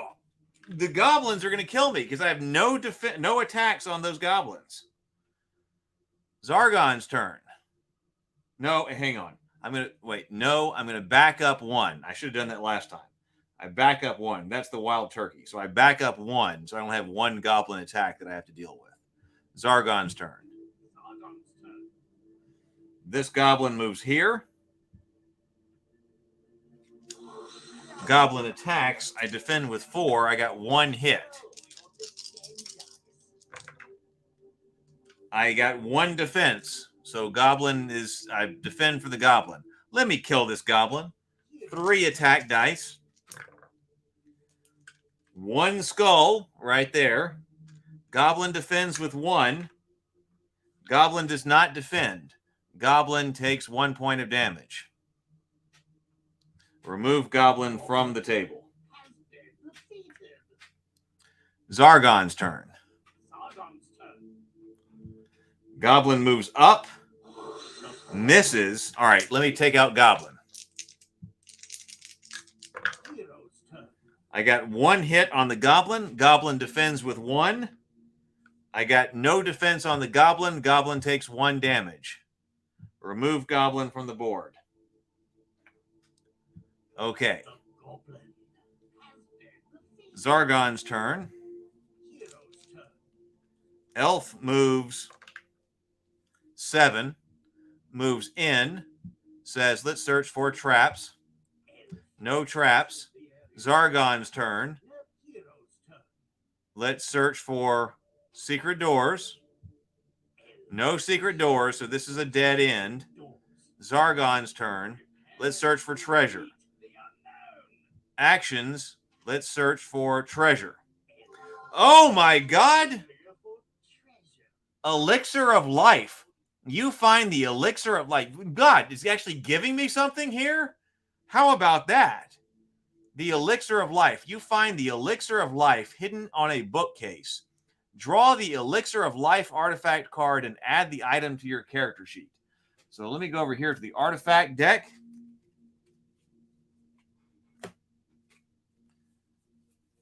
Elixir of life right here. How about that? Elixir of life. This small bottle of pure. Let me start this over. This small bottle of pearly liquid will bring a dead hero back to life, restoring all of his body and mind points. This potion can only be used once. So, all right, I'm going to put that over here. I hope I don't have to use it in this quest, but I will put potions and other items, elixir of life.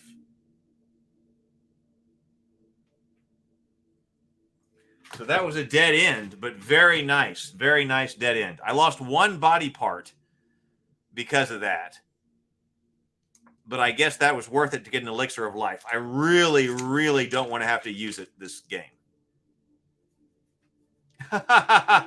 Elixir of life, a.k.a. wild turkey. I don't know, generosity from HeroQuest? That's his generosity for saying that I went the wrong way. Oh, so I was actually standing because I had stepped in right here. 6. 1. Yes. So now 1, 2, 3, 4, 5, 6. Let's not open it. Zargon's turn. All right. 6 going from right there. So let's go ahead and open this door. We got a table sitting inside.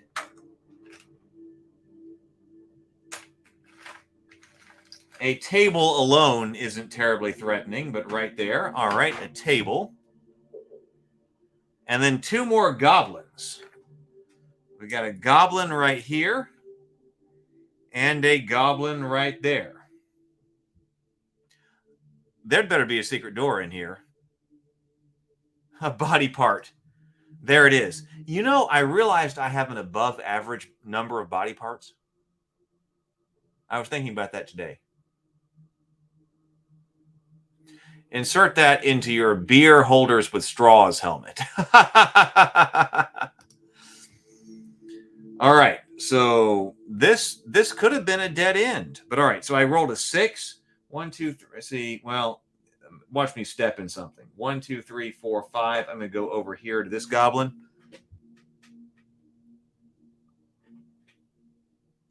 All right, attack. No, that's one. I attack with 3. All right, 2 skulls on the goblin. The goblin cannot defend because the goblin only defends with 1. So goblin is done. Okay. Zargon's turn.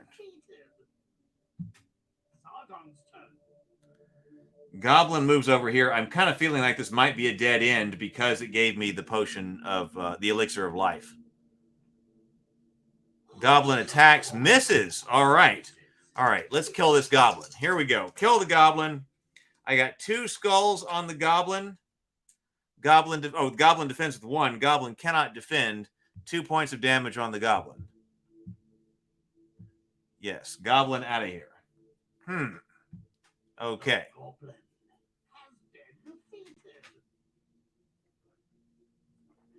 Zargon's turn. Actions, search for traps. No traps. Zargon's turn. My turn, search for secret doors. No, this is a dead end. This is a dead end.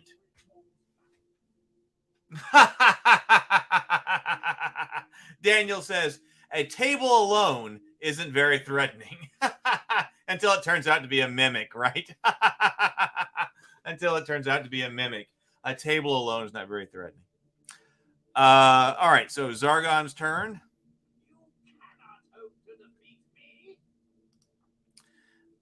Hero's turn. Action. Let's go ahead and search for treasure.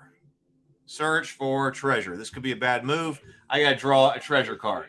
There were elf treasure deck cards that I was supposed to shuffle into the deck. By the way, just in case you didn't know, the reason that these are sleeved, my treasure deck is sleeved because I have one of the original sets of HeroQuest, and the new cards are a different size from the old cards, of course, so that you can't, and they've got different backs on them, so you can't just put them together. So what you have to do when you have to put the new treasure cards into the old treasure deck, just sleeve them with an opaque back. And then there you go. So I'm shuffling this up. All right. I'm going to cut the deck. Here we are. I'm going to cut the deck. All right. Now I'm going to draw. Drawing treasure. Potion of healing. Whoa. I am getting set up here. In a bundle of rags, you find a small bottle of bluish liquid. You can drink this healing potion any time, restoring the number of body points equal to a roll of 1 red die. You cannot, however, exceed your starting number of body points. This may only be used once. Do not return this card to the bottom of the deck. All right. So I've got an elixir of life, and I have a potion of healing. I am feeling good about this. All right. So I lost 2 body points. I actually lost 2 body points coming down here because I lost 1 coming through the passage. So I'm going to have to roll to see if I lose another one going back up through the passage. Oh, this is open now. So that's open. I just dropped a whole bunch of doors. Oh, there we go. Doors. All right. Helmet can only hold 2 cans. That's what, or potions. Yeah, you got the potions that are like up on one another. Yeah, and you're sipping on the potions of healing. That's what this is all about. Okay, there was no wandering monster. Daniel says, so is this HeroQuest's way of apologizing for how it acted last time? Maybe it is. This is certainly the most generous HeroQuest has been lately. All right. But that is a dead end, so I got to get out of here. And I guess either go this way, or either go this way, or back to the original door that I had neglected. Let's see what my roll here is. 3. 1, 2, 3. Oh, so I'll show you where the camera is. 1, 2, 3. Zargon's turn. Hero's turn. 7. 1, 2, 3, 4. You fall through a trap door and land in a narrow tunnel. skull. An exit lies ahead. Roll 1 attack die. If a skull is rolled, track 1 body point of damage on the character sheet.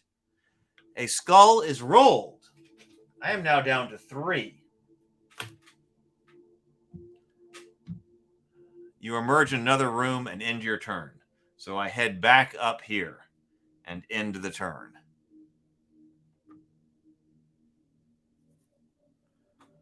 And then this is, I had to move this for the camera, but I got cupboard sitting right there. All right, Zargon's turn. Oh, you think Pain is coming later? Mad says it's just luring him in. Pain will come later. Uh-oh, I hope not. 6. 1, 2, 3, 4, 5, 6.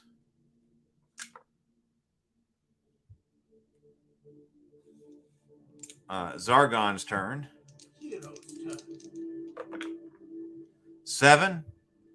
1, 2, 3, 4, 5, 6, 7.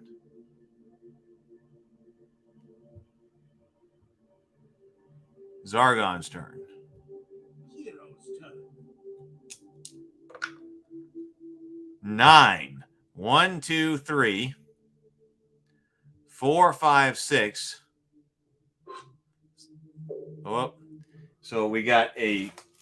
Okay, so we're going this way. Got stuff all over here. So we're going this way. Right now, I am standing right here. And I see that we have a closed passage here. So that was 6. Oh! Has encountered a wandering monster. Oh, I stepped in a wandering monster trap. So that's a mummy. But I still get to attack. So, oh my God, the mummy attacks for 3. So I'm here. The mummy attacks for 3. I have not made an action yet, though. Mummy attacks for 3. Whoa, oh my God, I moved the board.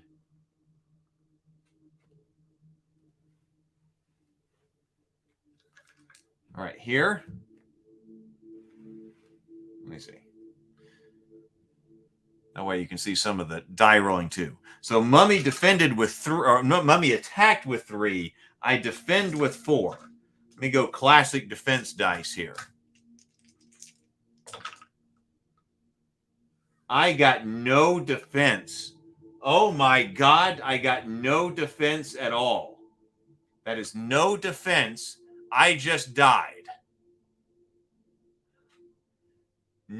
Dead. But I still have magic, so I can heal myself. So what I'm going to do is I'm going to use Heal Body. That's why I brought magic. Because this is going to be my turn, because I got to use this. So I got to use magic to Heal Body. This spell may be cast on any one hero, including yourself. Its magical powers will immediately restore up to 4 body points, but does not give a hero more than a starting number. That was rough from the mummy. So I got to use my turn. I'm 2 spells down already, and now I am back up to 4.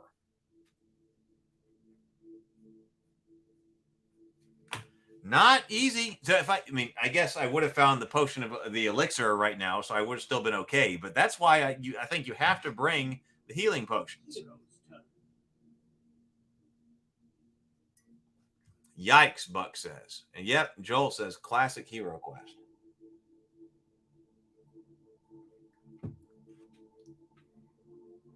So, do I still get a turn? I think I do not.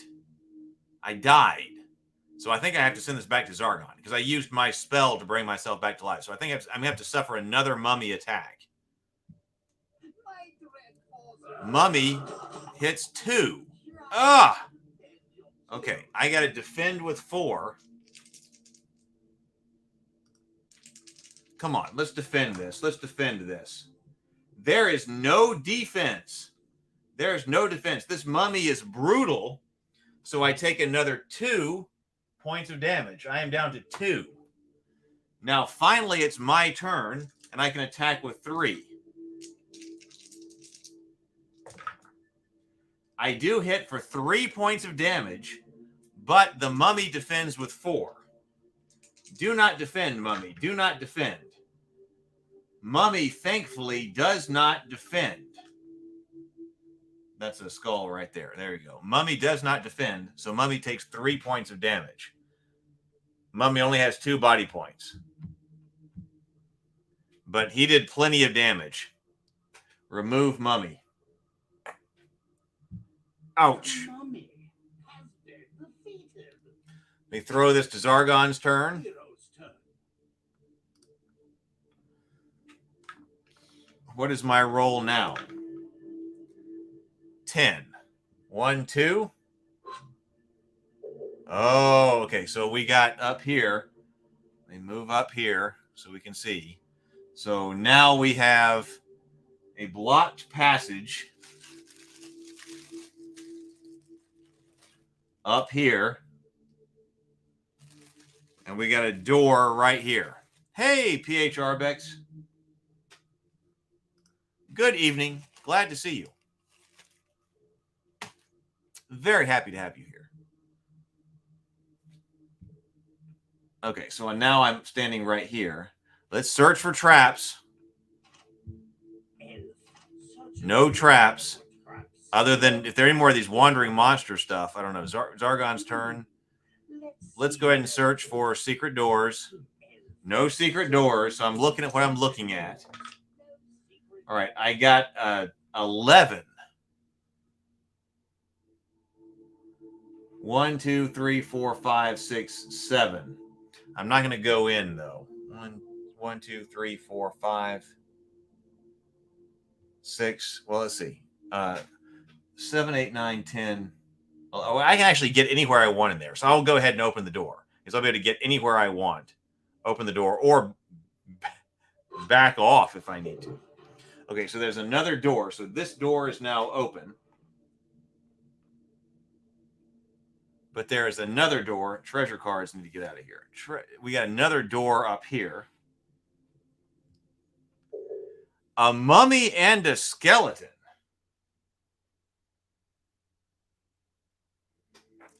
Mummies are bad news. So mummy right there, as we just found out, and skeleton right there.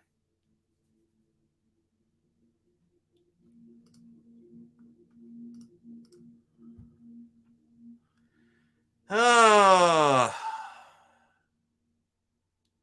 I'm going to go up and attack the mummy and try to take it out. Oh, no, wait. This is actually, this door is right here. So I have another space. So that's what I'm looking at. I'm going to go up here. Is that 6, 7, 8, 9, 10, 11? Go here. I'm going to try to roll against this mummy. Longsword against mummy. All right. 2 hits against the mummy. Well, right here. Oh, I'll move that up. 2 hits against the mummy. Mummy defends with 4. Let's not defend again, mummy. Let's just not defend. There is no defense from the mummy. Can you see that? There's no defense. So that takes 2 points of damage here. Mummy is defeated. Excellent. I mean, it's suffer skeleton attack.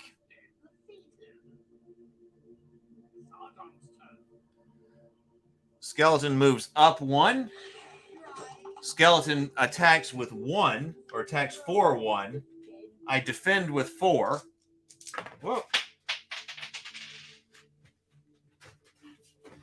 Lost a die. Defend with 4. Oh, okay. I got, was it 1 defense? Okay, so 1 attack, so 1 defense is plenty. No attack from the skeleton. All right, so now 3 hits against the skeleton. 2 hits against the skeleton. Skeleton defends with 2. Skeleton gets no defense. So skeleton takes 2 points of damage. The skeleton has died. Okay, Zargon's turn.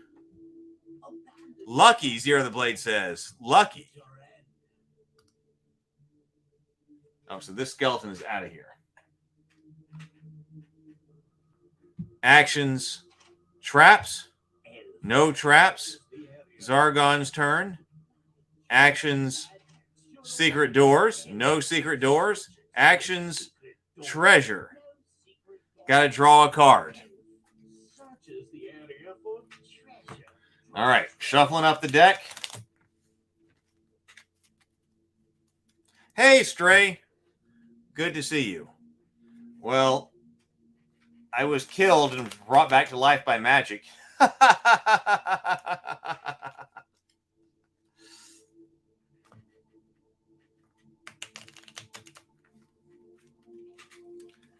There we go. All right, I'm going to cut the deck right here. Here's our draw. Gold.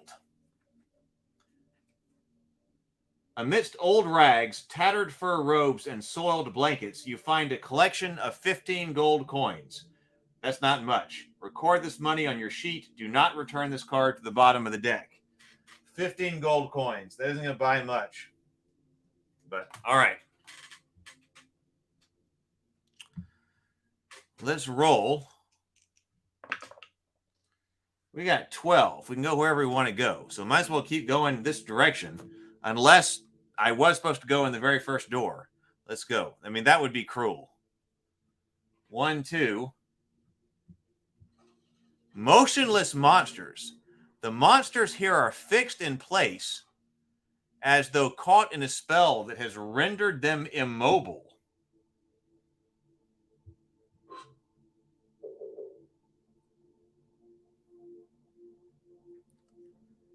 A zombie. Well, so a skeleton is standing right here, but it's immobile. Huh. I wonder what that means. I wonder if that means I'm going in the right direction or not. There's another skeleton here. Whoop. A skeleton here.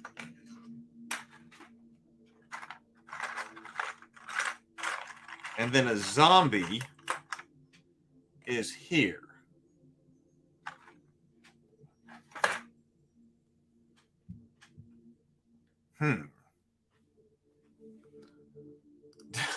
15 gold. Go home, HeroQuest. You're drunk. James says we've seen this trick before, HeroQuest. Yeah. Now I'm wondering what to do. Nice try. Okay. I'm going to ask everybody, do I go in the room? Do I enter the room? So there are only two options. Either go in that room and see what happens, or I got to go back to the beginning. So do I enter the room? I'm going to run to the restroom while people answer that. Oh, it's time for a Yeti hug break. Yeti hug break, Yeti hug break. Everybody go hug yo Yeti and show yo Yeti some love.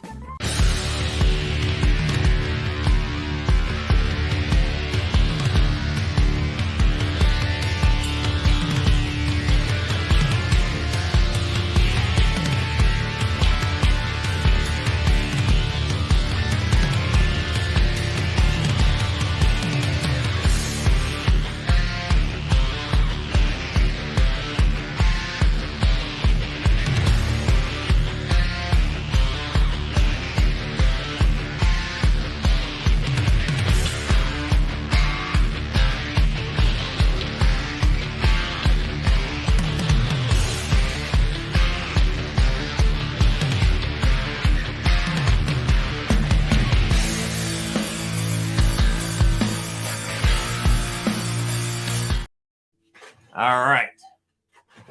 Huh. What's going on in the comments section?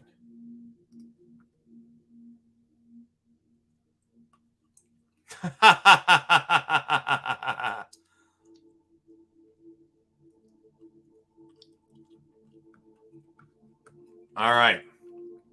Oh, I didn't press the button.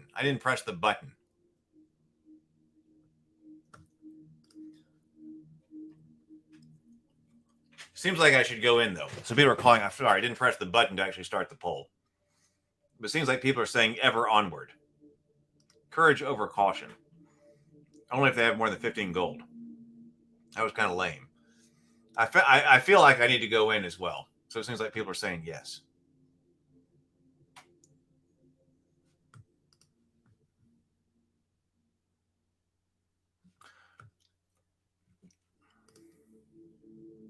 All right.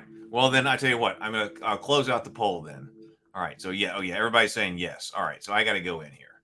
All right.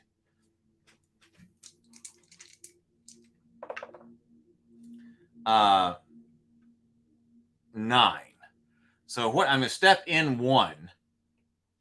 So this door is now open. What happens when I step in?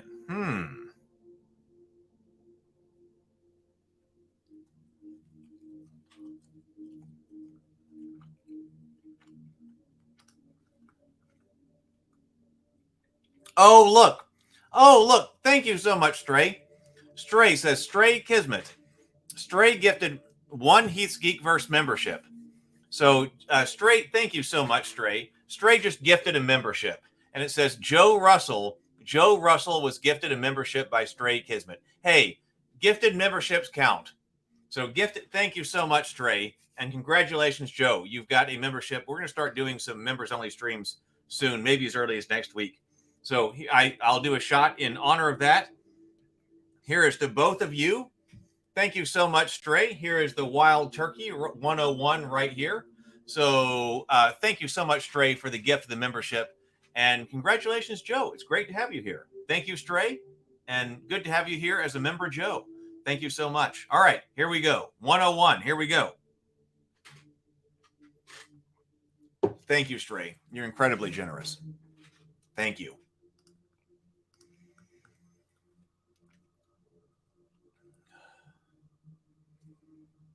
Yep, got it. Got it. Thank you. Let's see. Can I attack frozen creatures? I bet I can't.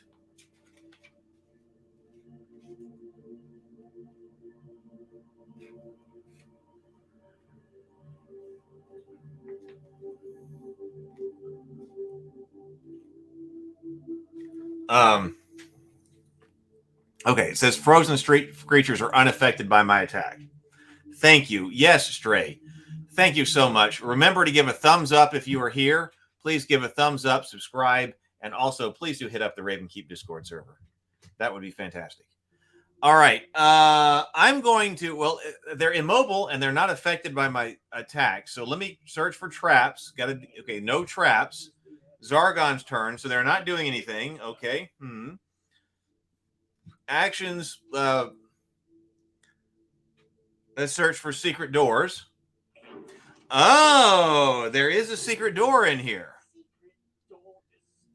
There is a secret door. Okay, interesting. So this is not a dead end.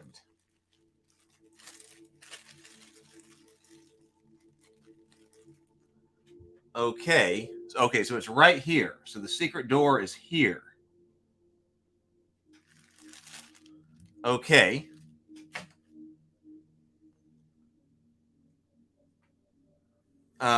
Let's just go ahead and move over here. I'm going to move right there. I'm going to search for treasure while I'm in here. That might be a bad thing to do. That might activate them. But I'm going to go ahead and say action search for treasure. Oh, got to draw a card.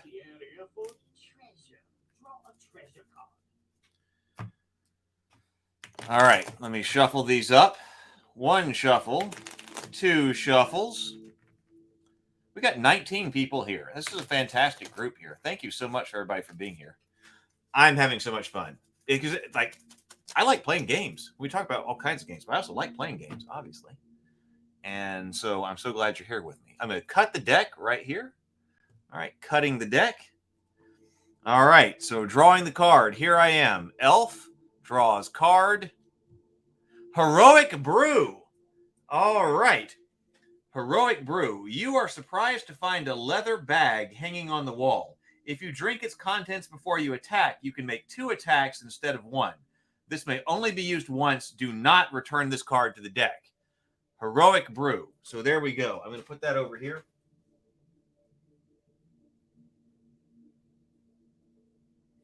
You can also tell that this is one of the absolute original cards that I actually opened up on Christmas the morning that it came out, because there's like some like Cheetos stains or something on this card from before I sleeved my cards. That's why I bought a second pack of Heroes Quest, or a second box of HeroQuest before it had been re-released, because I was like, we've damaged some of these cards. These cards are well loved. So that's an original card. That's some original family Cheeto stain that is on that card. All right, so I got Heroic Brew. I am loading up here. Heroic Brew. That's very useful. Yes. Also, Heroic Brew, aka 151 proof rum. That's what we'll do next time. 4. 1, 2, 3, 4. I should, okay, I'll be able to get anywhere I need to in there. So let's go here. Let's open the secret door.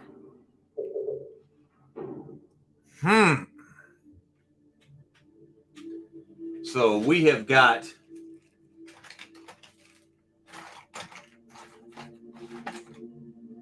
I feel like this is quite the dungeon exploration we've been doing tonight. I am feeling it. And you know I am all about feeling it. So we've got the tomb right here. We have got a treasure chest right here. And we have a door that goes out right there.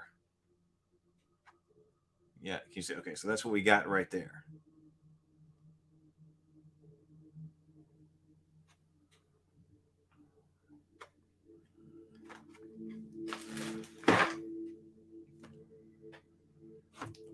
One, 2, search for traps. Oh, we need some rounds. Oh, the chest itself is trapped, but there's nothing I can do about that because I'm not the dwarf. So the chest is trapped, so I'm not going to be able to search it. I only have 2 hit points right now anyway. If I get through this, I might come back for it. James says, my brother would have played this while eating Cheetos. I was the one who would have gotten angry at him for doing so. Well, ordinarily, that probably would have been the case with us. Like today, we would not be doing that. Like if I were playing with the nephews, when I'm playing with the nephews, well, first of all, the cards are sleeved. And the nephews actually asked me, like when they were eating peanuts or something like that at the table, when I was playing with the nephews in the original quest pack, and they were like, why are they sleeved? And I was like, it's because it's so that you don't get your peanut fingers all over the cards. They're like, oh, okay, that's why all my cards are sleeved now. But we didn't have sleeved cards back then. But still, it surprises me that card got damaged like that, but it did. Stray says, Heroic Brew, also is Cultist Coffee. You can find some over at our Ravenkeep online store. Yes, please do check out Ravenkeep. And actually, if you get any Cultist Coffee or the Witch's Brew or Cultist Coffee mugs, they ship from me personally. Those items ship from me personally, and you will get a sneak peek preview of both Theophany and Goodnight Sword. Excuse me, Theophany and the Tales of Rabavania. You will be sent a sneak peek of the first chapters of those, as well as some extra special stickers. James says, we didn't have sleeves either, but the damage tells a story now, and I find that endearing. It does. It does. All right, so I cannot search here if I have a lot of extra health at the end of this. I'll come back. I need to roll again. Well, where is this going? This may be another dead end, actually. Because I got a dead end over here. Okay, I rolled a 7. 1, 2, 3. This is strange. 7. Nothing. Actions. Search for traps. Actions. Search for secret doors. Oh, well, that is bizarre. That's bizarre. So I'm standing right here, and I'm seeing nothing.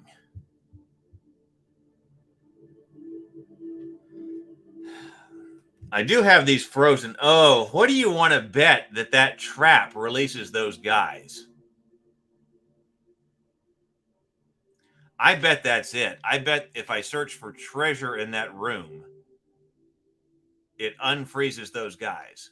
But does that help me any?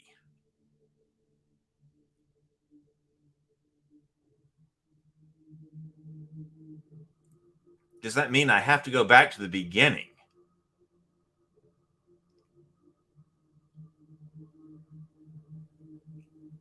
I'm tempted to go in there and search then. Mad says, leaving treasure behind feels wrong. Can you just carry the whole chest? That's a good question. I bet that if I search for treasure in there, the trap springs all those. That doesn't seem too difficult to defeat. Unless they're like super souped up or something. I collect Japanese import video games, and a lot of the ones I find are used. I love it when a name is written on them or some other story that's been told through discoloration, etc. Yeah, when I've been rebuying some of my AD&D stuff, like from eBay or something like that, you get people's names in them.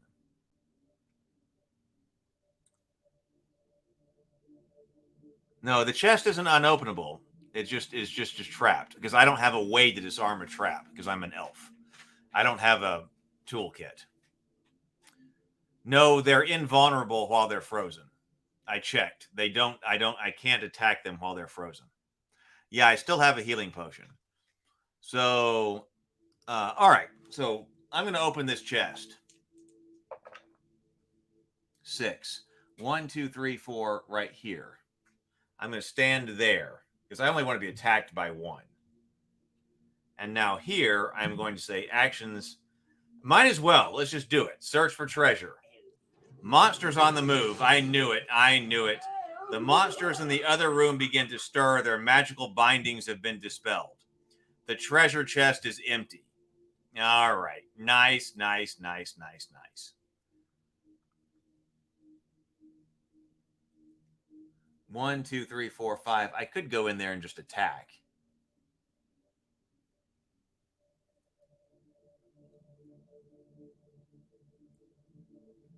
Daniel says, rude. I bet you're not invulnerable when frozen.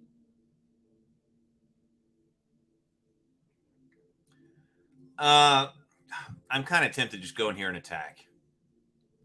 I'm going to step in 1, and I'm going to attack this skeleton down here. I'm going to attack this skeleton right here. No, wait. Actually, I do not have to step in because I can attack diagonally. Ah, perfect. I can attack diagonally. I'm attacking this skeleton because I have a longsword. I forget about the diagonal attack. So I get the best of both worlds. Skeleton, right there. Let's take him out. I get 1 skull on the skeleton. Skeleton defends with 2. Skeleton does not defend, so skeleton takes 1 point of damage, and that is it. The skeleton. Zargon's turn. False chest, I know. Yeah, I got both of them. Yeah, I only have 2 hit points, but so I got the best of both worlds. Got to play conservatively. So this guy's dead. It's this skeleton that moves up. And he swings for 1. I got to defend with 4.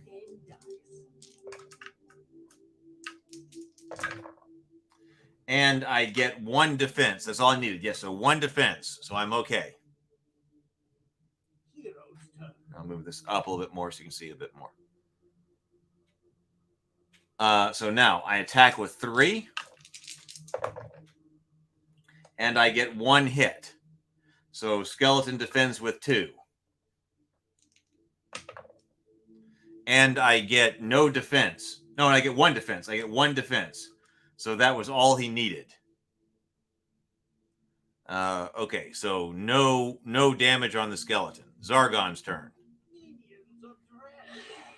Skeleton attacks. I defend with 4. Oh, but I got 2 defense, so that's plenty of defense. All right, come on. 3 attacks on the skeleton. We're exchanging blows here. No attack on the skeleton. I'm going to have to suffer this again. Zargon's turn. 1 hit. 1 shield. 1 hit. Okay, so 1 shield. So I'm okay. Now, come on. Let's put this guy down. Let's put this guy down. I hate this exchange of blows. 1 hit on the skeleton. 2 defense by the skeleton. Whoop. Off the table. Re-rolling. Ah, the re-roll was... God, this skeleton's rough.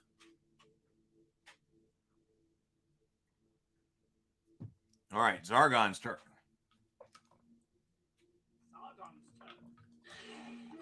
1, let's defend. Come on, come on.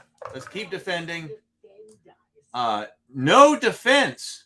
No defense. I got bad guy shields, but not me, so I'm down to 1. All right, come on. Just kill the skeleton. Kill the skeleton.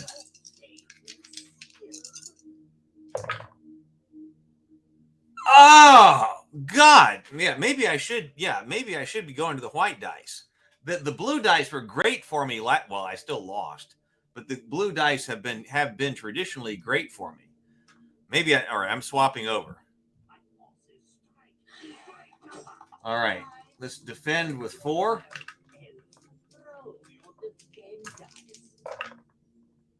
Okay, I got plenty of defense. All right, I'm rolling classic. So now I attack with 3. Come on, skulls. All right, 2 skulls.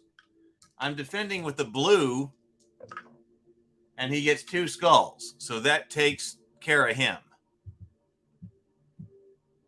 All right, skeleton, out of here. How much does the zombie move? Where's my cards here?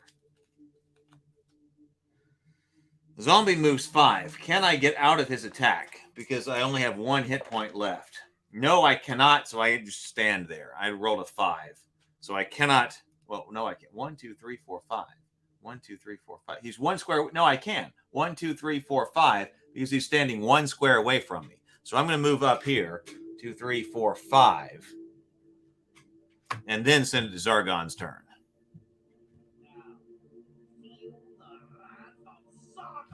All right, so zombie moves there. All right, so now can make it. So I'm going to go right here. Oh, so that's no longer trapped. And they attack with 3. 1 hit on the zombie. Zombie defends with 3. We got no defense on the zombie. We got 2 skulls and a white shield. So I got 1 hit on the zombie. Zombie has been defeated. Wait, what is going on? Zombie has been defeated. Yes. Okay. Wait, the Sovereign Sword. A silver blade appears with an elaborately decorated hilt, and you recognize the Sovereign Sword. Return to the iron door. Queen Torellia awaits the return of the Sovereign Sword. You must make your way back to the iron entrance door and exit to complete the quest. Well, how about that? Well, how about that?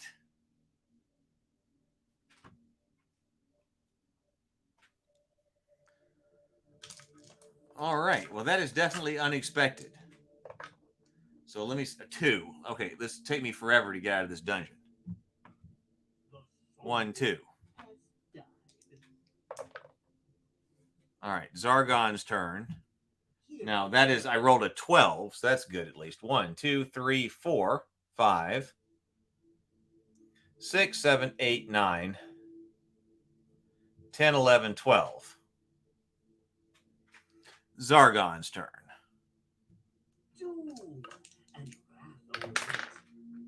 5, 7. 1, 2, 3, 4, 5, 6, 7. I'm not expecting any kind of shenanigans, but we will see. I'm going to do it Right. Okay, 11. So I'm moving again. 1, 2, 3, 4, 5, 6, 7, 8, 9, 10, 11. So now I am standing. So that's blocked there. I'm now standing right there. Here we go. There, I'm standing right here. Let's go up. 8. 1, 2, 3, 4, 5, 6, 7, 8. So now I'm right there.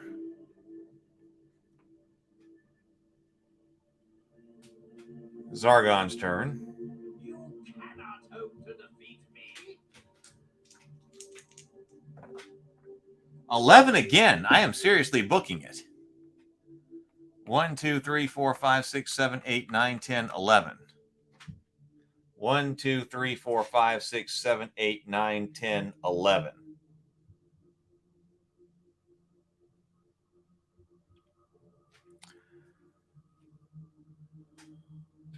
Yep. Okay. So I am, let me see. So now I am, you can see me. I am right there. I am turned this way. Should I go through this other door? Should I go in here? That's going to be the question. Zargon's turn. 9. 1, 2, 3, 4, 5, 6, 7. Okay, so I'm right here. So let me go right here.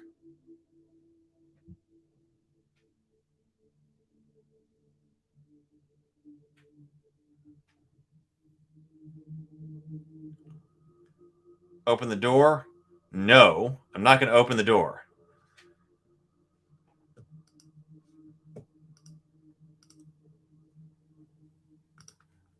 Do I enter the room? Or do I just run for it? What do you think? Do I go into this room? Because I skipped this room. So apparently that was a good choice early on. Because I found what I needed. But do I go in here? Or do I just run for it and I get out of there? What do I do?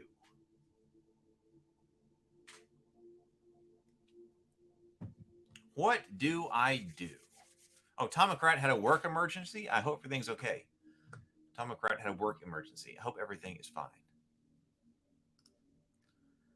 Oh, James says run for it. S. Becker says you can always run if things get hairy. Buck says I never leave a dungeon unsearched. Oh, this is interesting. But Buck also says there could be more treasure and you still have a healing potion. I still have a healing potion, but it sure would be nice to keep the healing potion for another game because I know these are brutal.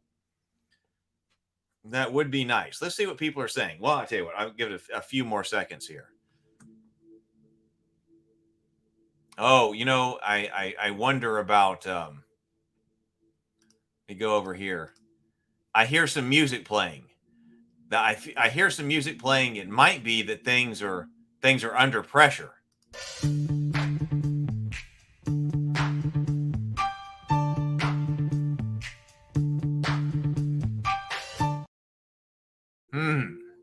I hear that music getting intense.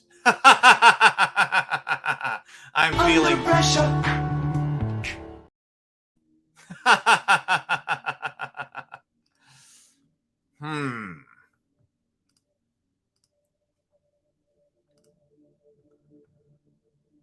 Oh, Tomocrat says, okay, all okay. My PC. Oh, your PC just died. PC is in personal computer, not PC is in people.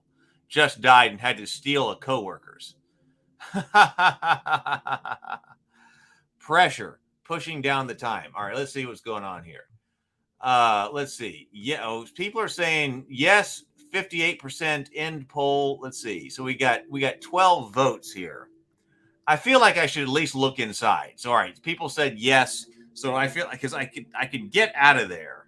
So this is Zargon's turn, and then I'm gonna re-roll my dice. I got a 6, which would allow me to move anywhere I wanted to in that room or get the hell out of here. So I think I will go ahead and open it up and let's take a look. There is a door on the other side. So this door is now open. And there is a door over here. Oh, 2 goblins.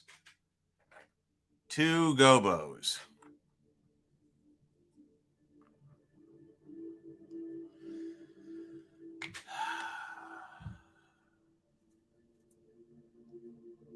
I think I can take out a gobo.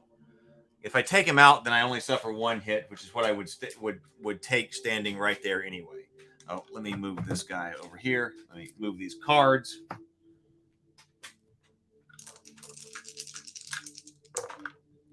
All right, I got 2 skulls on the goblin. The goblin only defends with 1. That's what's supposed to happen here. So goblin is out of here. So I'm standing in the room now. Oh, actually, this door is supposed to be here. I'm standing here. This goblin is dead. So I'm only going to be attacked by 1 goblin this turn. I only have 1 hit point. Zargon's turn.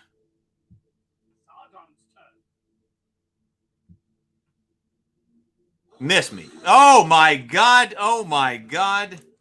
All right, we got to go classic dice here. Give me 2 defenses. Give me 2 defenses. I got 1 defense. I'm going to have to use my potion. Suck. I'm not going to use my elixir of life. I'm just going to use my potion of healing.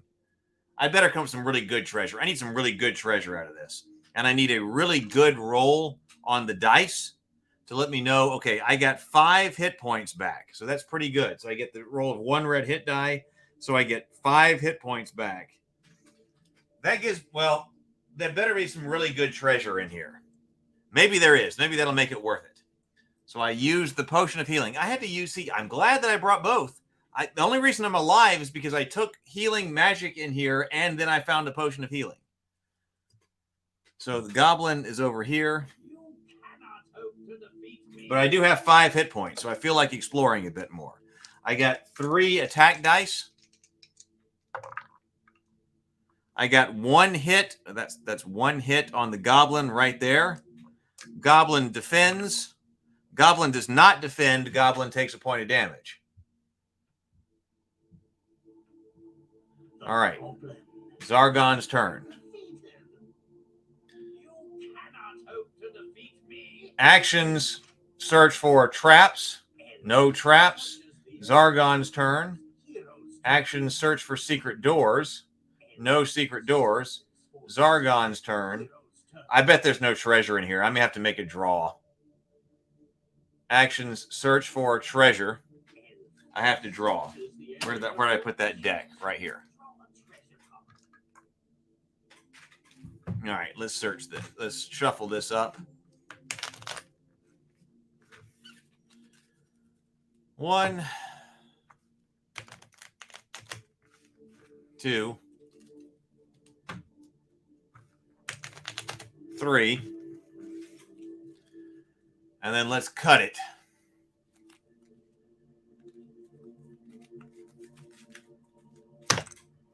All right, so here I go. Goblin or elf draw. Wandering monster. Wandering monster. Wandering monster. Ah, it's that freaking mummy. So this guy's dead. And now it's a mummy. And that mummy attack. He's going to attack me twice. I mean, God. He's going to hit me twice.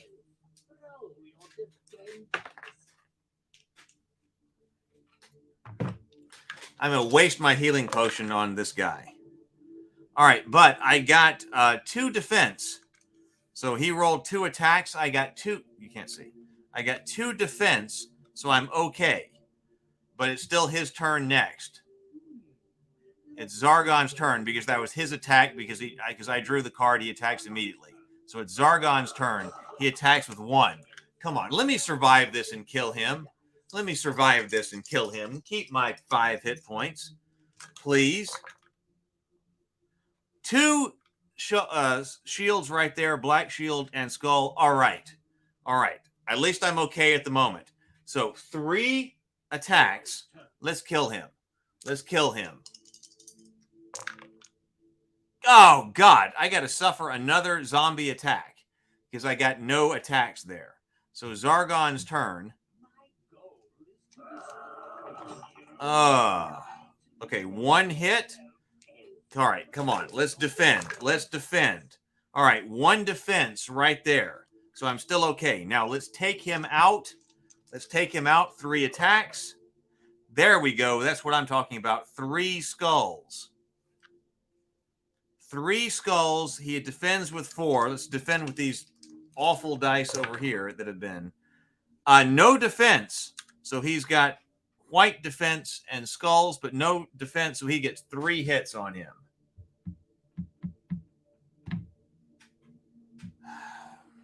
All right. So I guess I'm okay. But that could have been bad, because I have taken some extreme damage from mummies before. All right. Let's keep going then. I got 5 hit points. I got 5 hit points, so I might as well use them. Maybe there is some awesome treasure. 1, 2, 3, 4. I'm going to get a fresh roll before I go in. No. Zargon's turn. Hero's turn.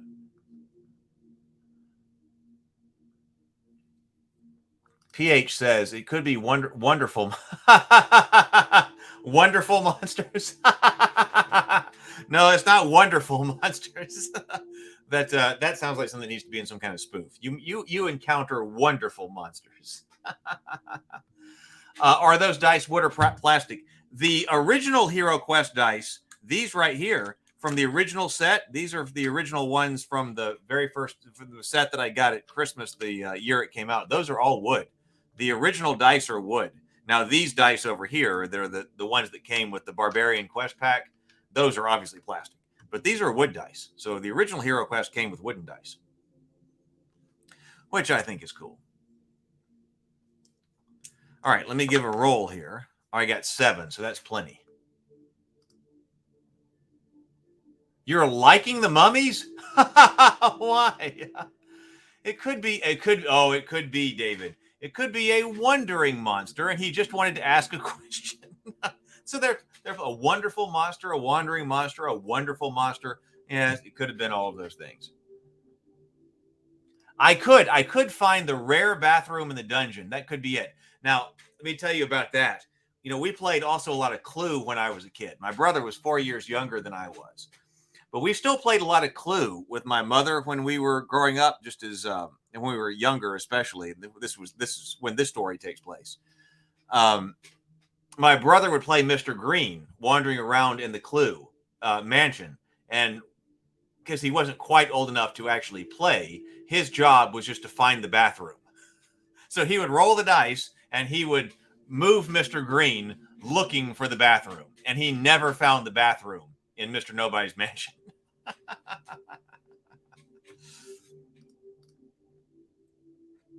All right, so now I got it rolled a 7. I'm going to open this. Yes. Goblin? Just a goblin? Is that all?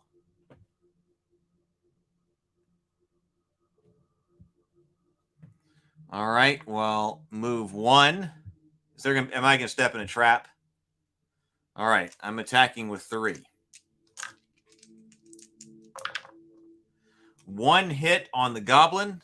Goblin rolls 1 defense. Goblin rolls the wrong kind of shield, so Goblin takes 1. Okay. Zargon's turn. Actions. Traps. No traps. Make a secret door. I need a secret door. Because I don't really want this to be the end. Action. I need some treasure. Secret doors. There is a secret door. All right. I'm headed for treasure. Let me get some good oh, my God.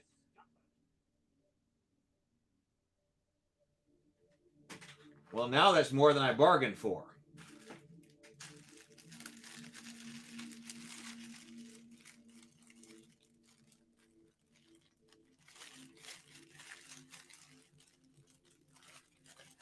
That was more than I was expecting. Okay, so here's one. So I got a secret door. Let's see. Here.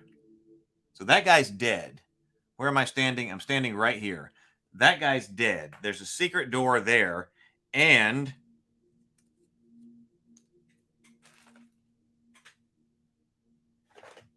oh, here's one. And a secret door here.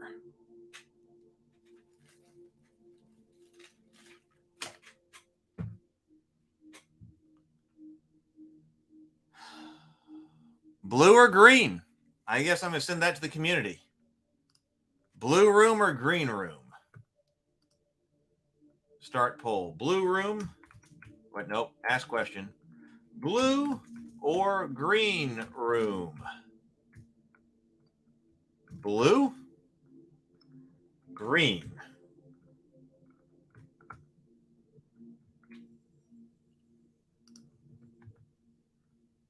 Huh. Out of beer. What do you think? You know, I was missing so much of the barbarian treasure. You know, I didn't get a whole lot of the cool barbarian treasure. It sure would be nice if there was like an elven artifact or someplace in here that I could leave with. If I had to burn a health potion, I would take burning a health potion for a really cool elven artifact. If I got out here with a heroic brew, a elixir of life, and a really cool elven artifact, I would take that. I would absolutely take that. Let's see. End poll. We got 12 votes. So we are going, oh, blue. Blue is winning. All right, so let's go blue then. All right, I'm going to go in with a fresh roll. So I'm going to roll, I'm going to move over here. And then roll. 7. So is that enough? 1, 2, 3, 4. Okay, that would allow me to get wherever I need to go. So I'm going to go down here. 1. Let's open. Huh. So in the blue room here, we have got a fireplace right there. We have got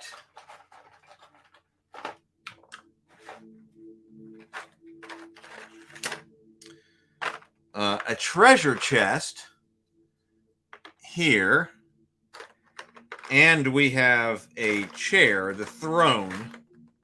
Where is my throne? Here it is. We have a throne right here.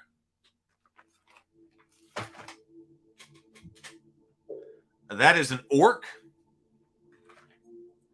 He does hit with 3 dice, but just one orc. Now, assuming I don't step inside, assuming I don't like step in a trap. Let's go here. I'm going to try to take out the orc. Okay, no traps.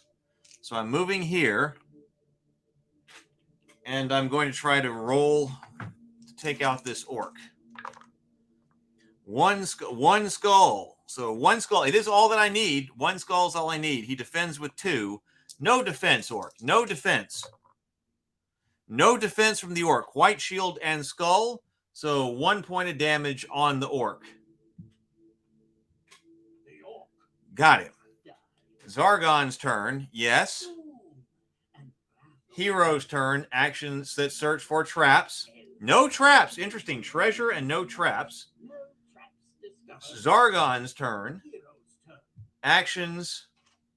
Secret doors. No, I mean, I know secret doors I would be expecting here. Zargon's turn. Let's search for treasure. What's inside? Could it be 200 gold coins? Elven bracers. All right. Okay. You find elven bracers inside. Now I'm feeling like a well-equipped elf. So elven bracers. You find elven bracers inside the treasure chest. Draw the elven bracers artifact card and add the item to your character sheet. Elven bracers. These metallic wristbands have magical powers. When placed on an elf's wrists, these glowing artifacts greatly enhance the elf's physical and mental abilities. The bracers add 2 extra body points and 1 extra mind point to the elf's total. They can be worn only by the elf.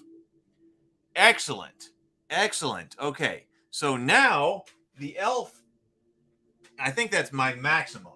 So my elf's maximum body will be 8 because I have elven bracers.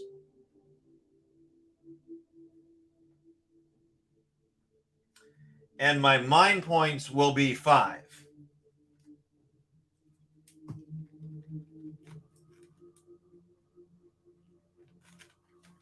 That's a good elven artifact. Elven braces, because the elves want nice teeth too. Yes. So, okay, that's good. So this guy's dead. That guy's dead. All right. Yeah, I know. Now I'm going. Yeah, I was. So now I'm feeling better. I guess that was a good use of a health potion to get this artifact, because now in the future I'll have 8 hits, which is the same as the barbarian. That's beefy. That is a beefy elf. 1, 2. Zargon's turn. The other way is probably the wrong one. 7, 1, 2. Do not open it. No. New roll. 9. All right, let's see what's here. I may need to get the hell out of here, but we will see. Yes, let's open it. The sorcerer's table is inside.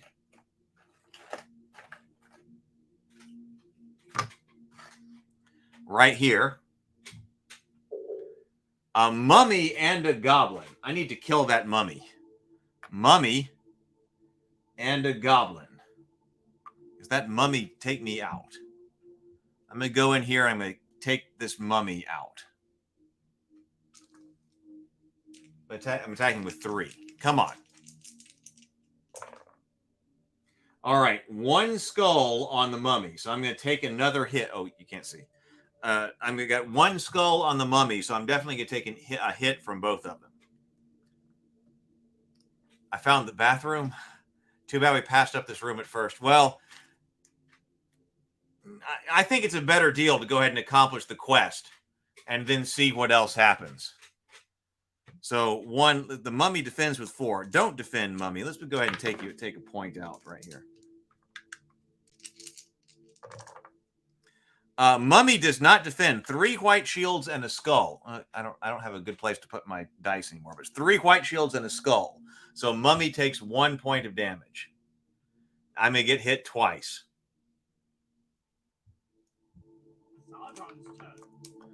So goblin moves there. Attacks with 2. I'm going to defend with 4. Come on, let's defend. Let's defend.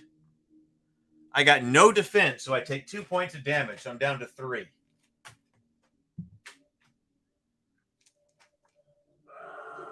Mummy won't kill me.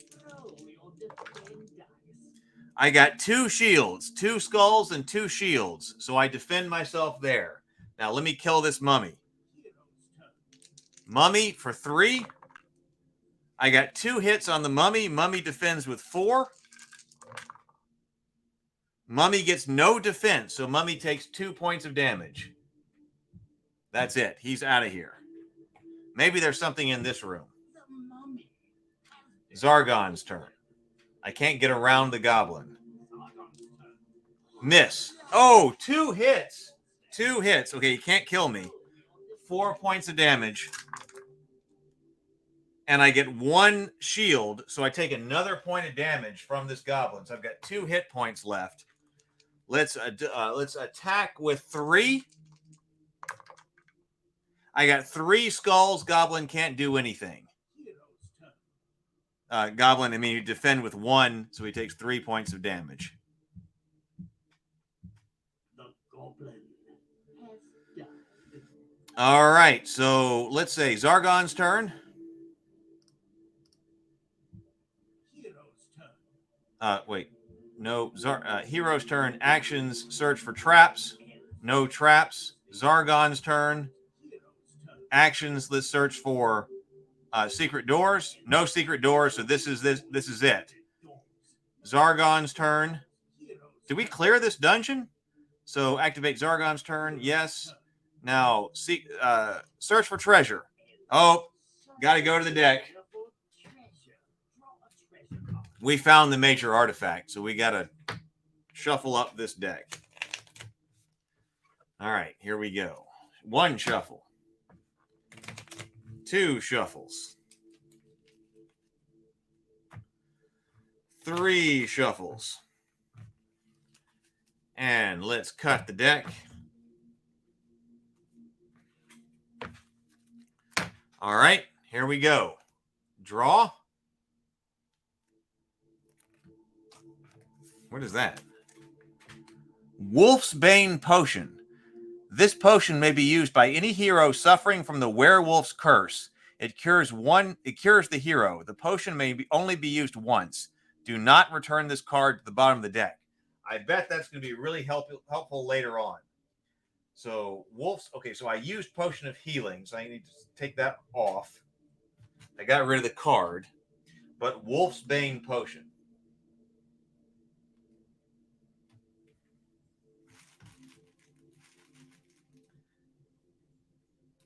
I have to say, this feels like a haul. I ended up with Wolf's Bane Potion, Heroic Brew, Elven Bracers, and an Elixir of Life. And all that really cost me was 1 other Potion of Healing that was in there. Wait, so this guy's dead. That I had to use in order to get in here to get the Elven Bracers. I think that's worth it, though. Let's get out of here. 6. 1, 2, 3, 4, 5, 6. 1, 2, 3, 4, 5, 6. Zargon's turn. 7. 1, 2, 3, 4, 5. Do you wish to exit? Exit. You have done well, Quest complete. Queen Terelia graciously thanks you for retrieving the legendary Sovereign Sword, a family heirloom of great importance.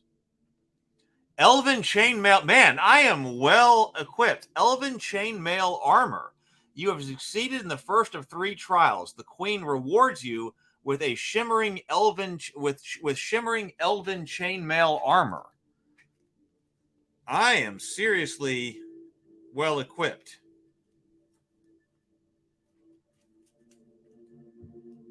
This magical armor gives the elf 2 extra defend dice. It may be combined with a helmet and a shield. Add this item to your character sheet.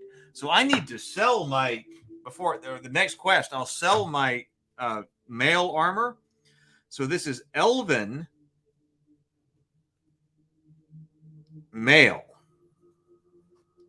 And that is plus 2 defense dice. So I started at 2 because the elf just starts at 2. So I'm at 4. And I also have a shield. So I am now at 5. And I have a short sword I can sell if I need more equipment. And I have mail armor I can sell if I need more equipment. So I'll have to think about that for next quest. Man, I only attack with 3. I'm only attacking with 3. So that's a little bit on the low side. But I am defending with 5. And I got 8 body points and 5 mind points. I think that's really good. You know, I could, if I wanted to, I could sell the shield and get a helmet, put the helmet on, keep my defense at 5, and then move over to a battle axe and get 4 attack dice. Man, I am a well-equipped elf. I am much more well-equipped than I was when I was playing the Barbarian. So I'm feeling pretty good about this. Yeah. Buck says, Elven Tank. Yeah, seriously. Mithril. James says, this elf is going to way outshine the Barbarian. Already is. So I'm feeling I don't want to count my chickens before they hatch, but I'm feeling better about this quest pack than I was about the Barbarian quest pack. Absolutely.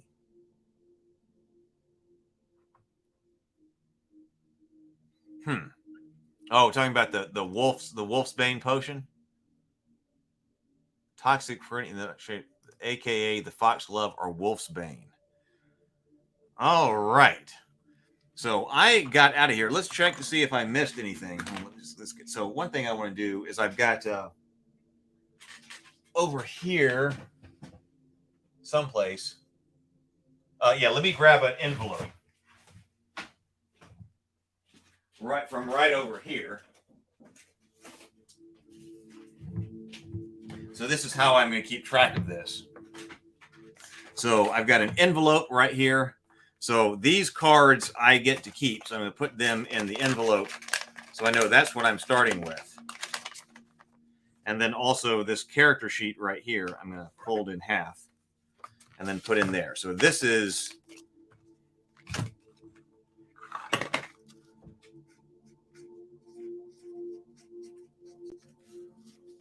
Heath's dinner and a board game. What?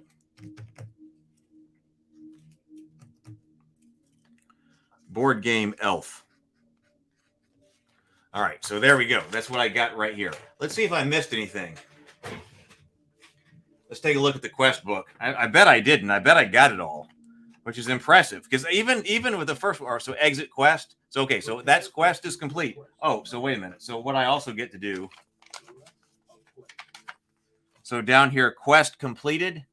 It says circle completed. So I have circled quest 1. I'm light on gold. I only have 15 gold coins. But if I need to, I can sell my short sword and I can sell my mail for half of their cost. So I can get some cash if I need it, especially later if I need another mercenary. All right, so that is my elf. That's my elf that we're going to be working with here. Put that down here. So let's see.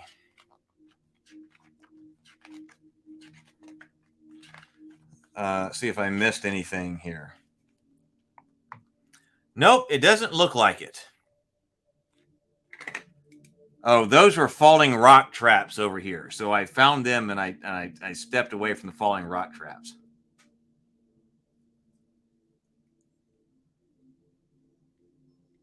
So it says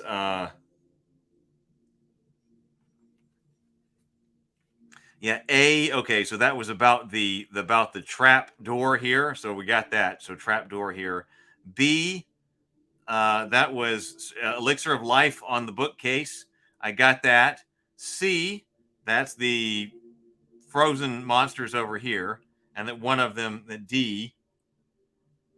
Oh, the chest, it was the tomb. Oh, the tomb. It wasn't that zombie. I thought it was the zombie that had the sword. If the elf searches for treasure after the trap is disarmed or the monsters are defeated, the chest is empty, but the tomb holds the sovereign sword. Actually, that's kind of sneaky because I don't think I would have searched for treasure again. I didn't know you could search for treasure again. So it was the tomb that held the sovereign sword. Tell the elf they have found what they sought, and they may now return to Queen Teleria. Elven bracers, that was up here in E, got that. And so that's it. So, all right. Well, that wasn't so bad. I'm feeling okay. In fact, hey, let's do it. Let's do a celebratory shot. Let me change up the, let me take down the, change the camera here.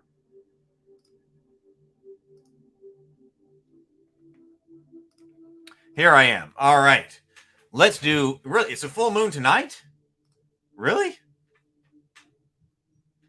All right, let's do a shot. This is celebration. I really appreciate you all being here with me. So I like playing games, and, you know, I used to be able to have more people down here to play, but I said, you know, even if I can't do that, I'm just sit here and play some solo games and enjoy myself. So that's what this is all for. So let's celebrate. So quest 1, right now, we're doing well with the elf. So quest 1, that went pretty well. We tanked up here. So thank you so much for being with me. Here is to all of you. Yep. Mad says, well done, all equipped and ready for more. Yeah, the elf is definitely equipped and ready for more. So I'm excited to do this again next Friday. So next Friday, we'll do dinner and a board game again. So here's to all of you. Here we go.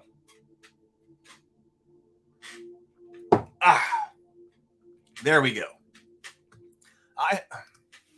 I hope so too, Zero. I hope so too.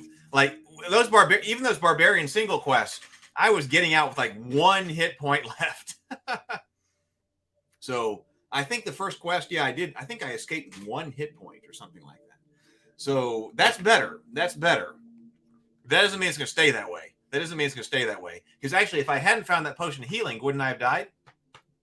or I wouldn't have gone in there and gotten the Elven artifact and gotten the bracers, because I wasn't going to risk my potion of my elixir of life. My elixir of life, especially, is really important. I don't want to waste that.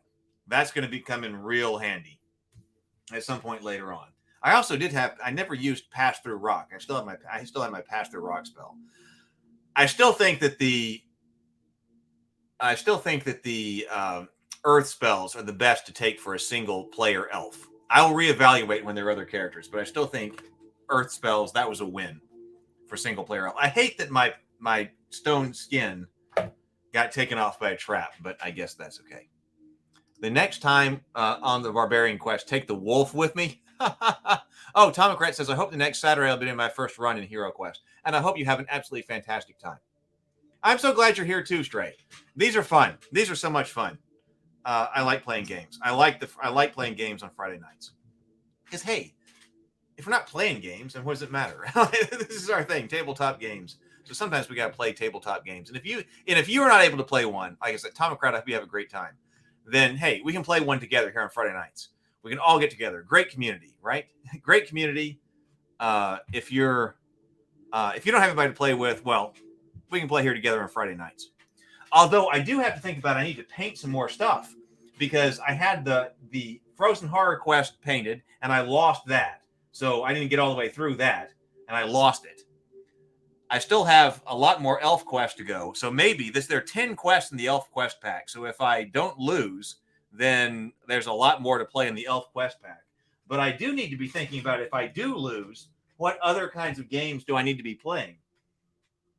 I have never been through Gloomhaven. I'm thinking about doing Gloomhaven. I need to paint up some Gloomhaven, though. Gloomhaven's sitting over there. Frosthaven is also sitting here. Lord of the Rings Journeys in the Dark is sitting over here. That's one that I could play. I'll turn off this light. There we go. Lord of the Rings Journeys in the Dark is over there. And then also Darkest Dungeon. But also Kingdom Death. Man, there are a lot of other games to play. But there is also another HeroQuest box, the Dread Moon, that's coming soon. And I haven't pre-ordered it from Hasbro. I was waiting for it to be elsewhere, but I noticed you can pre-order it. But I do want to order the Dread Moon when that comes out. So I probably need to go ahead and start thinking about what's the next box I want to start painting up. Because Advanced Hero Quest, there's Advanced Heroes Quest over here, but that is an older game. But I've never gotten to play Advanced Hero Quest. And I really wanted to, because nobody would ever play it with me. So I've had Advanced Hero Quest sitting over there. So maybe I should get Advanced Hero Quest kind of painted up. And also Dragon Strike. It would be great if some other people would come down here and play with me. Maybe I'd be able to get other people to come down here and play with me, and we start the multi-dinner and a board game people again. It would be great. Let's see. Tomocrat says, Heath, do you have any of the tiny games?